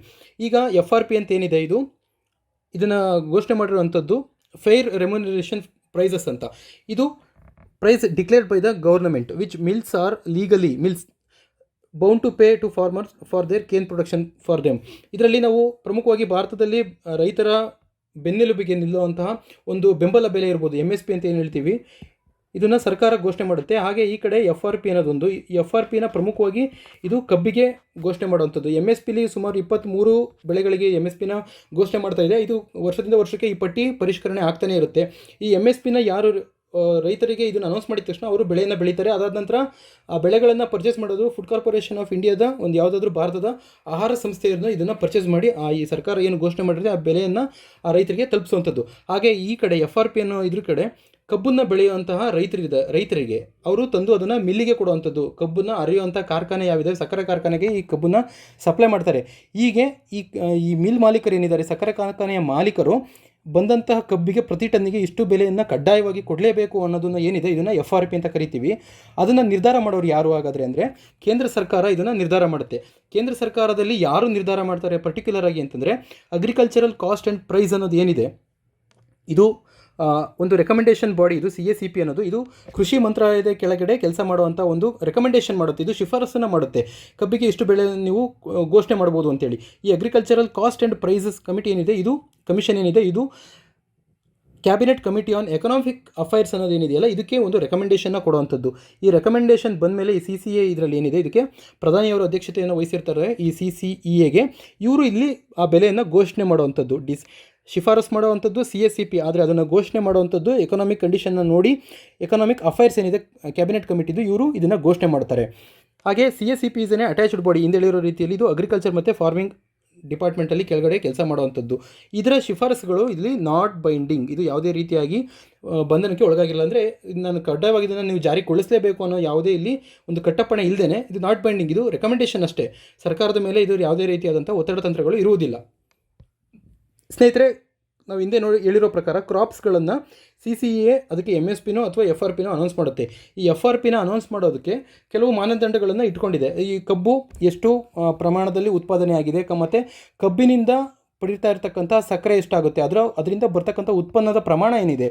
ಸುಮಾರು 1 ಕ್ವಿಂಟಲ್ ನಾವು ಕಬ್ಬನ್ನು ತಗೊಂಡೋದ್ರೆ ಅದರಲ್ಲಿ ಸುಮಾರು ಕೇವಲವಾಗಿ ಅದರ 10% ಮಾತ್ರ ನಾವು ಸಕ್ಕರೆಯನ್ನು ಅದರಿಂದ ಪಡಿಬೋದಂಥದ್ದು. ಅಂದರೆ 10% ಮಾತ್ರ ನಾವು ಅದನ್ನು ಪ್ರೊಡಕ್ಟಿವಿಟಿನ ಎಕ್ಸ್ಪೆಕ್ಟ್ ಮಾಡುವಂಥದ್ದು. ಅದರ ಮೇಲೆ ಎಷ್ಟು ಬರುತ್ತೆ, ಹಾಗೆ ಮಾರುಕಟ್ಟೆಯಲ್ಲಿ ಸಕ್ಕರೆಯ ರೇಟ್ ಎಷ್ಟಿದೆ, ಅದನ್ನು ಎಷ್ಟು ಪ್ರಮಾಣದಲ್ಲಿ ಜನ ಬಳಸ್ತಾ ಇದ್ದಾರೆ, ಇಂಥ ಎಲ್ಲ ಅಂಶಗಳನ್ನು ಇಟ್ಕೊಂಡು ಸರ್ಕಾರ ಈ FRP ಪ್ರೈಸ್ನ ಫಿಕ್ಸ್ ಮಾಡುವಂಥದ್ದು. ಫೇರ್ ಆ್ಯಂಡ್ ರೆಮ್ಯುನರೇಟಿವ್ ಪ್ರೈಸ್, ಇದೊಂದು ನ್ಯಾಯೋಚಿತ ಮತ್ತು ಅದಕ್ಕೆ ಅವರಿಗೆ ಫಲಪ್ರದಾಯಕವಾಗಿ ದೊರೆಯುವಂತಹ ಬೆಲೆನ ನಾವು FRP ಅಂತ ಕರಿತೀವಿ. FRPನ ನಾವು ರೆಕಮೆಂಡ್ ಮಾಡಿದ್ದು ಯಾರು ಅಂತಂದರೆ 2012ರಲ್ಲಿ ರಂಗರಾಜನ್ ಕಮಿಟಿ ಇದನ್ನು ಈ ರೀತಿಯಾದಂಥ ಒಂದು ವ್ಯವಸ್ಥೆಯನ್ನು ಜಾರಿಗೊಳಿಸಬೇಕು ಅಂತೇಳಿ ಕೇಂದ್ರ ಸರ್ಕಾರಕ್ಕೆ ಒಂದನ್ನು ಹೇಳುತ್ತೆ. ಅದಕ್ಕೆ ಹಿಂದೆ ಇದ್ದಂತಹ ವ್ಯವಸ್ಥೆ ಏನು ಅಂತಂದರೆ 2009-10ನೇ ಇಸ್ವಿಲೆಲ್ಲ ಒಂದು ಸ್ಟ್ಯಾಟ್ಯುಟರಿ ಮಿನಿಮಮ್ ಪ್ರೈಸನ್ನು ಕೊಡಬೇಕು, ಶಾಸನಾತ್ಮಕವಾಗಿ ಒಂದು ಕನಿಷ್ಠ ಬೆಲೆಯನ್ನು ಕೊಡಬೇಕು ಅಂತೇಳಿ ಸರ್ಕಾರ ಘೋಷಣೆ ಮಾಡುತ್ತೆ. ಅದರ ಪ್ರೈಸ್ ಹೇಗೆ ಅದನ್ನು ಡಿವೈಡ್ ಮಾಡ್ತಾರೆ ಅಂತಂದರೆ, ಆವತ್ತು ಕಬ್ಬಿನ ಬೆಲೆನ ಕೊಡಬೇಕು, ಯಾರು ಕಾರ್ಖಾನೆಯವರೇ ಕೊಡಬೇಕು. ಅದ್ರ ಜೊತೆಗೆ ಕಬ್ಬನ್ನು ಅರೆದು ಸಕ್ಕರೆ ಮಾಡಿ ಅದನ್ನು ಮಾರುಕಟ್ಟೆಗೆ ನೀನು ಕೊಟ್ಟ ನಂತರ ಅದರಿಂದ ಬರುವಂಥ ಲಾಭದಲ್ಲಿ ಮತ್ತೆ ನೀನು 50%ನ ರೈತರಿಗೆ ಕೊಡಬೇಕು ಅನ್ನೋದು ಆವಾಗ ಸ್ಟ್ಯಾಟ್ಯುಟರಿ ಮಿನಿಮಮ್ ಪ್ರೈಸ್ನ ಒಂದು ಭಾಗ ಆಗಿತ್ತು. ಆದರೆ 50% ಪ್ರಾಫಿಟ್ ಏನು ಬರ್ತಾ ಇತ್ತು ಅದನ್ನು ಯಾವುದೇ ಕಾರ್ಖಾನೆಯ ಮಾಲೀಕರು ರೈತರಿಗೆ ಅದನ್ನು ಕೊಡ್ತಾ ಇರಲಿಲ್ಲ. ಹಾಗಾಗಿ ರೈತರು ಇನ್ನೂ ಹೆಚ್ಚಿನದಾಗಿ ಈ ಬೆಲೆನ ಕೇಳೋದಕ್ಕೆ ಶುರು ಮಾಡ್ತಾರೆ. ಅದಾದ ನಂತರ ಸರ್ಕಾರ ಇದನ್ನು ಪರಿಗಣಿಸಿ ವಿಶೇಷವಾಗಿ ಮತ್ತೆ ರಂಗರಾಜನ್ ಕಮಿಟಿಯವರಿಗೆ ಇದನ್ನು ಅಭ್ಯಾಸ ಮಾಡಿ ಕೆಲವು ಶಿಫಾರಸುಗಳನ್ನು ಕೊಡ್ರಿ ಅಂತ ಹೇಳುತ್ತೆ. ರಂಗರಾಜನ್ ಕಮಿಟಿಯವರು ಮತ್ತೆ ಇದಕ್ಕೆ ಶಿಫಾರಸನ್ನು ಕೊಡ್ತಾರೆ. ಈ ರೀತಿಯಾದಂಥ ಒಂದು FRP ಅನ್ನೋದನ್ನು ನೀವು ಫಾರ್ಮ್ ಮಾಡಿ, ಇದಕ್ಕೆ ಯಾವನ್ನ ಮಾನದಂಡಗಳನ್ನು ಇಟ್ಕೋಬೇಕು ಅನ್ನೋದನ್ನು ಕೂಡ ಈ FRPಗೆ ಅವರು ಸೇರಿಸ್ತಾ ಹೋಗ್ತಾರೆ. ಈಗ ಭಾರತದಲ್ಲಿ FRPನ ಅನೌನ್ಸ್ ಮಾಡ್ತಾ ಇರೋದು ಇದು ಎಸೆನ್ಷಿಯಲ್ ಕಮೋಡಿಟಿ ಆ್ಯಕ್ಟ್ 1955ನಲ್ಲಿ ಜಾರಿಯಾಗಿರ್ತಕ್ಕಂತಹ ಎಸೆನ್ಷಿಯಲ್ ಕಮೋಡಿಟಿ ಆ್ಯಕ್ಟ್ ಏನಿದೆ, ಇದರ ಕೆಳಗಡೆ ಇದರಲ್ಲಿ ಈ ಕಾನೂನಿನ ಕೆಳಗಡೆ ಏನಾಗುತ್ತೆ, ಎಸೆನ್ಷಿಯಲ್ ಕಮೋಡಿಟಿ ಆ್ಯಕ್ಟ್ ಕೆಳಗಡೆ ಕೆಲವು ವಸ್ತುಗಳನ್ನು ಸೇರಿಸಿರ್ತಾರೆ. ಇದು ಎಲ್ಲರೂ ಬಳಸುವಂಥ ವಸ್ತು. ಹಾಗಾಗಿ ಈ ಥರದ ವಸ್ತುಗಳನ್ನು ಯಾರೂ ಕೂಡ ಸ್ಟಾಕ್ ಹೋಲ್ಡ್ ಮಾಡಬಾರ್ದು ಮತ್ತು ಬ್ಲ್ಯಾಕ್ ಮಾರ್ಕೆಟಿಂಗಲ್ಲಿ ಮಾರುವಂಥದ್ದು, ಇದನ್ನು ಅನಧಿಕೃತವಾಗಿ ದಾಸ್ತಾನು ಹೊಂದುವಂಥದ್ದು, ಇಂಥದ್ದನ್ನೆಲ್ಲ ಮಾಡಿದಾಗ ಅಥವಾ ಬೆಲೆ ಹೆಚ್ಚಾದಾಗ ಮಾರ್ಕೆಟ್ನಲ್ಲಿ ಅದನ್ನು ನಿಯಂತ್ರಿಸೋದಕ್ಕೆ ಸರ್ಕಾರ, ಹಾಗೆ ಅದನ್ನು ಅನಧಿಕೃತವಾಗಿ ಯಾರು ದಾಸ್ತಾನಿಟ್ಟಿರ್ತಾರೆ ಅಂಥವರ ಗೋದಾಮುಗಳ ಮೇಲೆ ಸರ್ಕಾರ ದಾಳಿ ಮಾಡಿ ಅವನ್ನು ವಶಪಡಿಸ್ಕೊಳ್ಳೋದಕ್ಕೆ ಸರ್ಕಾರಕ್ಕೆ ಹಕ್ಕನ್ನು ಕೊಡುವಂಥದ್ದು ಎಸೆನ್ಷಿಯಲ್ ಕಮೋಡಿಟಿ ಆ್ಯಕ್ಟ್ ಆಗಿರುತ್ತೆ. ಹಾಗೆ ಸಕ್ಕರೆ ಬೆಲೆಯನ್ನು ನಿಯಂತ್ರಣ ಮಾಡೋದಕ್ಕೆ ಇರುವಂತಹ ಕಾಯ್ದೆಗಳನ್ನು, ರೂಲ್ಸ್ಗಳನ್ನು ನೋಡೋದಾದರೆ ಶುಗರ್ ಕಂಟ್ರೋಲ್ ಆರ್ಡರ್ 1966 ಕೂಡ ಇದೊಂದು ಕೂಡ ಜಾರಿಯಾಗಿದೆ. ಈಗ FRP ಏನಿದೆ ಇದನ್ನು ಸರ್ಕಾರ ಘೋಷಣೆ ಮಾಡುವಂಥದ್ದು ಅಥವಾ ಆತ ಕಬ್ಬನ್ನು ಆ ಕಾರ್ಖಾನೆಗೆ ಬಿಟ್ಟಂತಹ 14 ದಿವಸದ ಒಳಗಾಗಿ ಅವನಿಗೆ FRP ಪ್ರೈಸನ್ನು ಕಾರ್ಖಾನೆಯ ಮಾಲೀಕರು ರೈತನಿಗೆ ಕಡ್ಡಾಯವಾಗಿ ತಲುಪಿಸಲೇಬೇಕು. ಇದಕ್ಕೆ ತಲುಪಿಸಲೇಬೇಕು ಅನ್ನೋದಕ್ಕೆ ಒಂದು ಕಾನೂನಿನ ಅವಶ್ಯಕತೆ ಇದೆಯಲ್ಲ, ಅದು ಈ ಎಸೆನ್ಷಿಯಲ್ ಕಮೋಡಿಟಿ ಆ್ಯಕ್ಟನ್ನ ಕೆಳಗಡೆ ಮಾಡುವಂಥದ್ದು. ಹಾಗೆ ಕೇಂದ್ರ ಸರ್ಕಾರ FRPನ ಅನೌನ್ಸ್ ಮಾಡುತ್ತೆ. ಅದೇ ರೀತಿಯಾಗಿ ರಾಜ್ಯ ಸರ್ಕಾರನೂ ಕೂಡ ಅದಕ್ಕೆ ಪೂರಕ ಬೆಲೆಯನ್ನು ಕೊಡುತ್ತೆ. ಈಗ ಸುಮಾರಾಗಿ 100 ರೂಪಾಯಿನ ಆತ ಬೆಳೆದಿದ್ದ ಅಂತಂದರೆ, ರೈತ ಬೆಳೆದಿರುವಂತಹ ಅದಕ್ಕೆ ಬೆಲೆ ಇತ್ತು ಅಂತಂದರೆ ಆತನಿಗೆ ಕನಿಷ್ಠ ಪಕ್ಷ ಅಂತೇಳಿ 101 ರೂಪಾಯಿನಾದ್ರು ಕೇಂದ್ರ ಸರ್ಕಾರ ಅನೌನ್ಸ್ ಮಾಡಿದರೆ, ಈ ಸ್ಟೇಟ್ ಅಡ್ವೈಸರಿ ಪ್ರೈಸ್ ಏನಿದೆ ಇದು ಅವನಿಗೆ 102 ರೂಪಾಯಿನ ಅನೌನ್ಸ್, ಅಂದರೆ 2 ರೂಪಾಯಿನ ಎಕ್ಸ್ಟ್ರಾ ಆ್ಯಡ್ ಮಾಡುವಂಥದ್ದು. ಯಾವಾಗಲೇ ಆಗಲಿ FRPಗಿಂತ ಜಾಸ್ತಿಯಾಗಿ SAP ಯಾವಾಗಲೂ ಸೆಟ್ ಮಾಡುವಂಥದ್ದು. FRPಗಿಂತ ಯಾವಾಗಲೂ ಸ್ಟೇಟ್ ಅಡ್ವೈಸರಿ ಪ್ರೈಸ್ ಏನಿದೆ ಇದು ಜಾಸ್ತಿಯಾಗಿಯೇ ಇರುತ್ತೆ. ಕೇಂದ್ರ ಕೊಡುವಂತಹ ಬೆಲೆಗೆ ಕಡಿಮೆ ಇರೋ ಕಾರಣದಿಂದ ಈ ಸ್ಟೇಟ್ ಇಂಟರ್ವ್ಯೂನ್ ಆಗಿ ಇವರು ಕೂಡ ಒಂದು ಹೆಚ್ಚಿನ ಬೆಂಬಲ ಬೆಲೆಯನ್ನು ಕಬ್ಬಿಗೆ ಕೊಡುವಂಥದ್ದನ್ನು ನಾವು ಸ್ಟೇಟ್ ಅಡ್ವೈಸರಿ ಪ್ರೈಸ್ ಅಂತ ಕರಿತೀವಿ. ಇದನ್ನು ಈ ಮಿಲ್ಲರ್ಸ್ಗಳು ರೈತರಿಗೆ ಕೊಡುವಂಥದ್ದು ಇಲ್ಲಿ ಕಡ್ಡಾಯ ಆಗಿರೋದು. ಹಾಗೆ ನಾವು ಈ ಶುಗರ್ ಕೇನ್ ಇಂಡಸ್ಟ್ರಿಯಲ್ಲಿ ನೋಡೋದಾದ್ರೆ ಇರ್ತಕ್ಕಂತಹ ಸಮಸ್ಯೆಗಳನ್ನ ನೋಡೋದಾದರೆ ಇಲ್ಲಿ ಡ್ಯುಯಲ್ ಪ್ರೈಸ್ ಅನ್ನೋದಿದೆ. ಅಂದರೆ FRP ಅನ್ನೋದೊಂದಿದೆ ಮತ್ತು SPA ಅನ್ನೋದೊಂದಿದೆ. ಇಲ್ಲಿ 2 ರೀತಿಯಾದಂತಹ ಬೆಲೆಗಳು ಇರೋದ್ರಿಂದ ಏಕರೂಪ ವ್ಯವಸ್ಥೆಯಲ್ಲಿ ನಾವು ಕಾಣೋದಕ್ಕೆ ಸಾಧ್ಯ ಆಗ್ತಾ ಇಲ್ಲ. ಹಾಗೆ 20% ಜೂಟ್ ಪ್ಯಾಕಿಂಗ್, ಈ ಸಕ್ಕರೆಯನ್ನು ಉತ್ಪಾದನೆ ಮಾಡಿದ್ದನ್ನು ಒಟ್ಟು ಉತ್ಪಾದನೆಯ ಪ್ರಮಾಣದಲ್ಲಿ 20% ಅವರು ಏನು ಪ್ಯಾಕ್ ಮಾಡ್ತಾರೆ ಅದನ್ನು ಕಡ್ಡಾಯವಾಗಿ ಜೂಟ್ ಪ್ಯಾಕಿಂಗಲ್ಲೇ ಮಾಡಬೇಕು. ಸೆಣಬಿನ ಆಧಾರಿತ ಚೀಲದಲ್ಲಿ, ಗೋಣಿ ಚೀಲಗಳಲ್ಲಿ ಇದನ್ನು ಪ್ಯಾಕ್ ಮಾಡಬೇಕು ಅನ್ನೋದು ರೂಲ್ಸ್ ಇದೆ. ಹಾಗಾಗಿ ಅಂತಹ ಚೀಲದಲ್ಲಿ ಮಾಡೋದ್ರಿಂದ ಅದರಿಂದ ಹೆಚ್ಚಾಗಿ ಅದು ಸೋರಿ ಹೋಗ್ಬೋದು ಅಥವಾ ಅದು ಕರಗೋಗ್ಬೋದು. ಇಂತಹ ಸಮಸ್ಯೆಗಳಿರೋದ್ರಿಂದ ಅದು ಮಾರುಕಟ್ಟೆಗೆ ಬರೋದ್ರಲ್ಲಿ ತಡ ಆಗ್ಬೋದು ಅಥವಾ ಆ ಕ್ವಾಲಿಟಿನ ಕಳ್ಕೊಬೋದಾಗಿದೆ. ಮತ್ತು ಮಿನಿಮಮ್ ಡಿಸ್ಟೆನ್ಸ್, ಒಂದು ಕಾರ್ಖಾನೆಯಿಂದ ಇನ್ನೊಂದು ಕಾರ್ಖಾನೆಗೆ ಸರಿಸುಮಾರಾಗಿ ಕನಿಷ್ಠ ಪಕ್ಷ 15 ಕಿಲೋಮೀಟರ್ನಲ್ಲಿ ಇದು ಎರಡು ಕಾರ್ಖಾನೆಗಳು ಸಜ್ಜುಗೊಂಡಿರಬೇಕು ಅನ್ನೋದನ್ನು ಹೇಳುತ್ತೆ. ಅಂದರೆ ಮಿನಿಮಮ್ ಅಂತರವನ್ನು ಇದು ಹೇಳ್ತಾ ಇದೆ. 15 ಕಿಲೋಮೀಟರ್ನಷ್ಟೇ ದೂರ ಇರಬೇಕು ಹೇಳೋದ್ರಿಂದ ಇದು ರೈತರಿಗೂ ಕಷ್ಟ ಆಗ್ಬೋದು ಮತ್ತು ಮಿಲ್ನರಿಗೂ ಕಷ್ಟ ಆಗ್ಬೋದು. ಇದು ಕಾಂಪಿಟೇಷನ್ನ ತಪ್ಪಿಸೋದಕ್ಕೋಸ್ಕರನೇ, ಕಾರ್ಖಾನೆಗಳ ನಡುವೆ ಕಾಂಪಿಟೇಷನ್ ತಪ್ಪಿಸೋದಕ್ಕೋಸ್ಕರ ಈ ರೀತಿಯಾದಂಥ ಒಂದು ರೂಲ್ಸ್ ಇರೋದು. ಹಾಗೆ ಕಾಸ್ಟ್ ಡಿಫ್ರೆನ್ಸ್ ಕೊಡ್ತಾ ಇರ್ತಕ್ಕಂಥ ಇವರು ಏನಿದೆ ಕಬ್ಬನ್ನ ಇವರು ರೈತರು ಆ ಕಂಪನಿಗೆ ಬಿಡ್ತಾರೆ. ಅದಾದ ನಂತರ ಆ ಕಾರ್ಖಾನೆಗಳು ಈ ಕಬ್ಬನ್ನು ಅರೆದು ಇದರಿಂದ ಉತ್ಪಾದನೆ ಆಗುವಂಥ ಉಪ ಉತ್ಪನ್ನಗಳು ಏನಿದಾವೆ, ಬಗಾಸಿಸ್ ಅನ್ನೋದು ಮತ್ತು ಏನು ಕಾಕಂಬಿ ಅಂತ ಕರಿತೀವಿ, ಈ ಥರದನ್ನು ಅವು ಮಾರಾಟ ಮಾಡುತ್ತೆ. ಆದರೆ ಅದರ ಲಾಭನ ರೈತರಿಗೆ ಕೊಡ್ತಾ ಇಲ್ಲ. ಹಾಗೆ ಓಲ್ಡ್ ಮೆಷಿನರೀಸ್, ನಮ್ಮ ಸಕ್ಕರೆ ಕಾರ್ಖಾನೆಗಳು ಹಳೆಯ ಕಾಲದ ಯಂತ್ರಗಳನ್ನು ಬಳಸ್ತಾ ಇರೋದ್ರಿಂದ ಸಮರ್ಪಕವಾಗಿ ಸಂಪೂರ್ಣವಾಗಿ ಕಬ್ಬಿನ ಒಂದು ರಸವನ್ನು ಹಿಂಡುವುದರಲ್ಲಿ ಇವು ವೈಫಲ್ಯವನ್ನು ಕಾಣ್ತಾ ಇದ್ದಾವೆ. ಇದರಿಂದ ನಾವು ಎಷ್ಟೇ ಹೆಚ್ಚಿನ ಉತ್ಪಾದನೆ ಕಬ್ಬಿನಲ್ಲಿ ಆದರೂ ಕೂಡ ಸಕ್ಕರೆ ಉತ್ಪಾದನೆಯಲ್ಲಿ ನಾವು ಕಡಿಮೆಯನ್ನು ನೋಡ್ತಾ ಇದ್ದೀವಿ. ಅಂದರೆ ಉಳಿದ ಮುಂದುವರಿದ ರಾಷ್ಟ್ರಗಳಿಗೆ ಕಂಪೇರ್ ಮಾಡಿದರೆ ನಮ್ಮ ಮೆಷಿನರೀಸ್ ಇಲ್ಲಿ ಹಳೆಯದು ಅನ್ನೋದನ್ನು ಹೇಳ್ತಾ ಇದ್ದೀವಿ. ಹಾಗೆ ವೇ ಫಾರ್ವರ್ಡ್ ಇದರಲ್ಲಿ ಇದಕ್ಕೆ ಮುಂದಿನ ಪರಿಹಾರ ಆಪದಿಯಲ್ಲಿ ಏನು ನೋಡ್ಬೋದು ಅಂತಂದರೆ ರೆವಿನ್ಯೂ ಶೇರಿಂಗ್ ಫಾರ್ಮುಲಾ. ಇಲ್ಲಿ ಏನು ಕಬ್ಬನ್ನು ಬಿಟ್ಟು ಅದ್ರದ್ದು ಮುಂಚೆ ನೆಕ್ಸ್ಟ್ ಬೈ ಪ್ರಾಡಕ್ಟ್ಸ್ ಅಂತ ಬರುತ್ತೆ, ಉಪ ಉತ್ಪನ್ನಗಳು ಏನಂತ ಆಗುತ್ತೆ, ಅವನ್ನು ನಾವು ಮಾರಾಟ ಮಾಡಿ ಅದರಿಂದ ಬರುವಂಥ ಲಾಭದಲ್ಲೂ ಕೂಡ ರೈತರಿಗೆ ಕೊಡೋದಕ್ಕೆ ಒಂದು ಶೇರಿಂಗ್ ಫಾರ್ಮುಲಾವನ್ನು ಸರ್ಕಾರ ರಚನೆ ಮಾಡಬೇಕು. ಹಾಗೆ ಸ್ಟೇಟು ಮತ್ತು ಸೆಂಟರ್ ಎರಡೂ ಕೂಡ ಒಂದು ಕೋಆರ್ಡಿನೇಟ್ ಆಗಿ FRP ಮತ್ತು SAP ಎಲ್ಲ ಗೊಂದಲಗಳನ್ನ, FRPನ ಇದು ಯಾವಾಗಲೂ ಘೋಷಣೆ ಮಾಡುತ್ತೆ ಮತ್ತು SAPನ ಇದು ಇನ್ನೊಂದು ಸ್ವಲ್ಪ ದಿವಸ ಬಿಟ್ಟು ಘೋಷಣೆ ಮಾಡುತ್ತೆ. ಹೀಗಾಗಿ ರೈತನಿಗೆ ಬರುವಂತಹ ಆ ಲಾಭ ಏನಿದೆ ಅಥವಾ ಅವನ ದುಡಿಮೆ ಏನಿದೆ ಅದು ಡಿಲೇ ಆಗುತ್ತಾ ಹೋಗ್ತಾ ಇರುತ್ತೆ.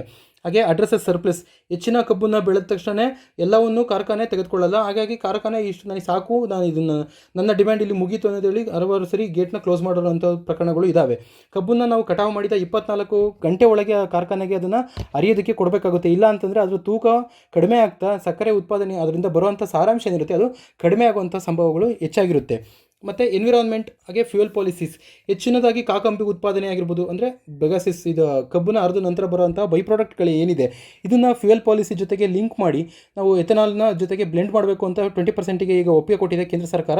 ಅದೇ ರೀತಿಯಾಗಿ ಹೆಚ್ಚಿನ ಒಂದು ಕಬ್ಬನ್ನು ರೈತರಿಂದ ಪಡೆದು ಅದು ಫ್ಯೂಯಲ್ಗೆ ಸಪ್ಲೈ ಮಾಡುವಂಥದ್ದು, ನಮ್ಮ ಎನರ್ಜಿ ಸೆಕ್ಯೂರಿಟಿನ ಅದಕ್ಕೆ ಮಾಡೋ ರೀತಿಯಲ್ಲಿ ಕಂಪನಿಗಳಿಗೂ ಕೂಡ ಸರ್ಕಾರ ಸಹಾಯಧನವನ್ನು ಮಾಡ್ಬೋದಾಗಿದೆ. ಮತ್ತು ಎಕ್ಸ್ಪೋರ್ಟ್ ಸಬ್ಸಿಡೀಸ್, ವಿದೇಶಕ್ಕೆ ರಫ್ತು ಆಗುವಂಥ ಇದನ್ನು ಲಿಮಿಟ್ಗಳನ್ನು ತೆಗೆದು ಹೊರಗಡೆಗೆ ಸಬ್ಸಿಡಿ ಕೊಡುವಂಥ ರೂಪದಲ್ಲಿ ಎಕ್ಸ್ಪೋರ್ಟ್ ಮಾಡೋರಿಗೆ ಸಬ್ಸಿಡಿ ಸಹಾಯಧನವನ್ನು ಕೊಡೋದ್ರ ಮೂಲಕ ಹೆಚ್ಚಿನ ಕಬ್ಬನ್ನು ನಾವು ಸಕ್ಕರೆಯನ್ನು ನಾವು ವಿದೇಶಕ್ಕೆ ರಫ್ತು ಮಾಡ್ಬೋದು. ಅದ್ರ ಮೂಲಕ ಹೆಚ್ಚಿನದಾಗಿ ನಮ್ಮ ರೈತರಿಗೆ ಲಾಭ ಸಿಗುವ ನಿಟ್ಟಿನಲ್ಲಿ ಸರ್ಕಾರ ಕ್ರಮ ಕೈಗೊಳ್ಳಬಹುದಾಗಿದೆ. ಹಾಗೆ 4ನೇ ಆರ್ಟಿಕಲ್ ರೀಪಿಂಗ್ ಡೆಮೋಗ್ರಫಿಕ್ ಡಿವಿಡೆಂಡ್ ಅಂತ. ಡೆಮೋಗ್ರಫಿಕ್ ಡಿವಿಡೆಂಡ್ ಅಂತಂದರೆ ಯಾವುದೇ ದೇಶದ ಜನಸಂಖ್ಯೆ ಬೆಳೀತಾ ಆ ದೇಶದಕ್ಕೆ ಎರಡು ರೀತಿಯಾದಂತಹ ಎರಡು ರೀತಿಯಾದಂತಹ ಒಂದು ಕ್ರಮಗಳಿರುತ್ತೆ. ಅಂದರೆ ಒಂದು ಪ್ರಯೋಜನ ಆಗುವಂಥದ್ದು, ಇನ್ನೊಂದು ನಷ್ಟವನ್ನು ಉಂಟು ಮಾಡುವಂಥದ್ದು. ಪ್ರಯೋಜನ ಯಾವಾಗುತ್ತೆ, ಆ ದೇಶದ ಯುವ ಶಕ್ತಿ ಹೆಚ್ಚಾದಷ್ಟು ಅವರಿಂದ ಉತ್ಪಾದಕತೆಯನ್ನು ನಾವು ಹೆಚ್ಚಾಗಿ ಪಡಿಬೋದಾಗಿದೆ. ಅವರಿಂದ ಸಾಮಾಜಿಕವಾಗಿ, ಆರ್ಥಿಕವಾಗಿ, ವೈಜ್ಞಾನಿಕವಾಗಿ ನಾವು ಎಲ್ಲ ಕ್ಷೇತ್ರಗಳಲ್ಲೂ ಕೂಡ ಅಭಿವೃದ್ಧಿಯನ್ನು ಸಾಧಿಸೋದಕ್ಕೆ ಈ ಯುವ ಸಮೂಹ ಇರ್ಬೋದು ಅಥವಾ ಆ ಜನಸಂಖ್ಯೆಯ ಬೆಳವಣಿಗೆ ಆಗ್ತಿರ್ತಕ್ಕಂಥದ್ದು ಇದು ನಮಗೆ ಸಹಾಯ ಮಾಡುವಂಥದ್ದು. ಹಾಗೆ ಅದರ ದುಷ್ಪರಿಣಾಮವನ್ನು ನೋಡಿದರೆ, ಜನಸಂಖ್ಯೆಯ ಸ್ಫೋಟದ ದುಷ್ಪರಿಣಾಮವನ್ನು ನೋಡೋದಾದರೆ, ಅಷ್ಟು ದೊಡ್ಡ ಜನಸಂಖ್ಯೆಗೆ ನಾವು ಹೇಗೆ ನಮ್ಮ ನೈಸರ್ಗಿಕ ಸಂಪನ್ಮೂಲಗಳನ್ನು ನಾವು ಅವರಿಗೆ ತಲುಪಿಸುವಂಥದ್ದು, ಹೆಚ್ಚಿನದಾಗಿ ನಾವು ನಮ್ಮ ನ್ಯಾಚುರಲ್ ರಿಸೋರ್ಸ್ನ ಎಕ್ಸ್ಪ್ಲಾಯ್ಟ್ ಮಾಡಬೇಕಾಗುತ್ತೆ.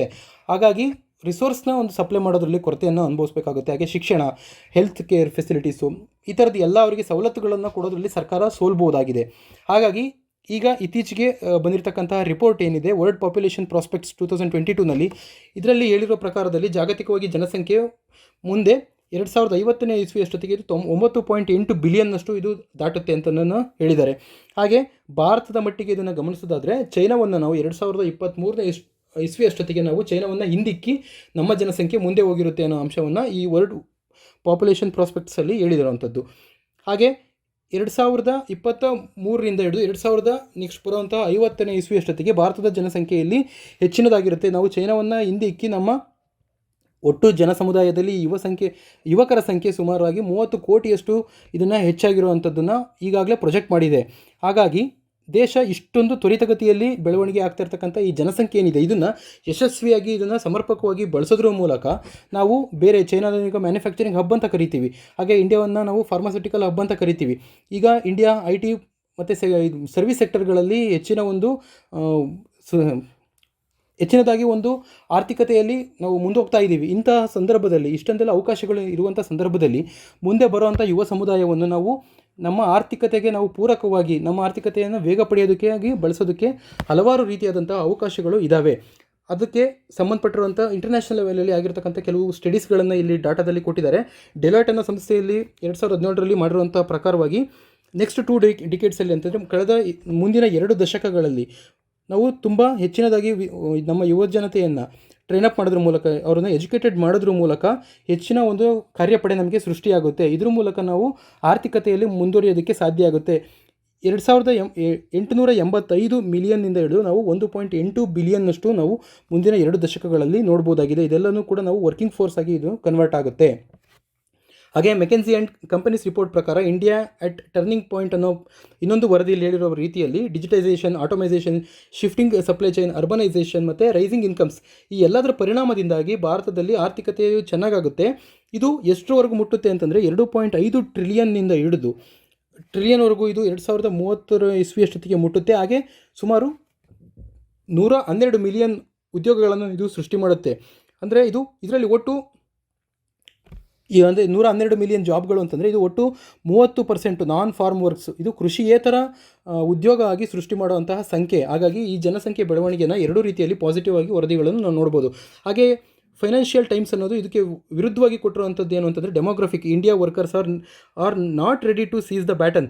ಇಂತಹ ಒಂದು ದೊಡ್ಡ ಒಂದು ಅವಕಾಶವನ್ನು ಭಾರತ ಇದನ್ನು ಸುಲಭವಾಗಿ ಪಡೆಯೋದಕ್ಕೆ, ಇದರಿಂದ ಲಾಭ ಪಡೆಯೋದಕ್ಕೆ ಸಾಧ್ಯ ಆಗಲ್ಲ. ಕಾರಣ ಏನು ಅಂತಂದರೆ ಇದು ಬ್ಯಾಡ್ ಇನ್ಫ್ರಾಸ್ಟ್ರಕ್ಚರ್ನ ಹೊಂದಿರುವಂಥದ್ದು, ಪೂರ್ ಸ್ಕಿಲ್ಡ್ ವರ್ಕ್ ಫೋರ್ಸ್ನ ಹೊಂದಿರತಕ್ಕಂಥದ್ದು. ಇದು ಬೆಳವಣಿಗೆಗೆ ಇಂಪೆಡ್ ಇಟ್ಸ್ ಗ್ರೋತ್, ಈ ಬೆಳವಣಿಗೆಗೆ ಇದು ಅಡ್ಡಿಯನ್ನು ಉಂಟು ಮಾಡುತ್ತದೆ ಅನ್ನೋದನ್ನು ರ್ಯಾಂಡ್ ಕಾರ್ಪೊರೇಷನ್, ಅಮೆರಿಕದ ಒಂದು ಥಿಂಕ್ ಟ್ಯಾಂಕ್ ಆಗಿರುವಂಥದ್ದು, ಇದು ಕೂಡ ಹೇಳಿದೆ. ಹಾಗೆ ಫೈನಾನ್ಷಿಯಲ್ ಟೈಮ್ಸ್ ಕೂಡ ಹೇಳಿದೆ. ಹಾಗೆ ರ್ಯಾಂಡ್ ಕಾರ್ಪೊರೇಷನ್ ಹೇಳಿರೋ ಪ್ರಕಾರದಲ್ಲಿ ಚೈನಾ ಮತ್ತು ಭಾರತನ 2 ಕಂಪ್ಯಾರಿಟಿವ್ ಸ್ಟಡೀಸ್ನ ಮಾಡಿದ್ದಾರೆ.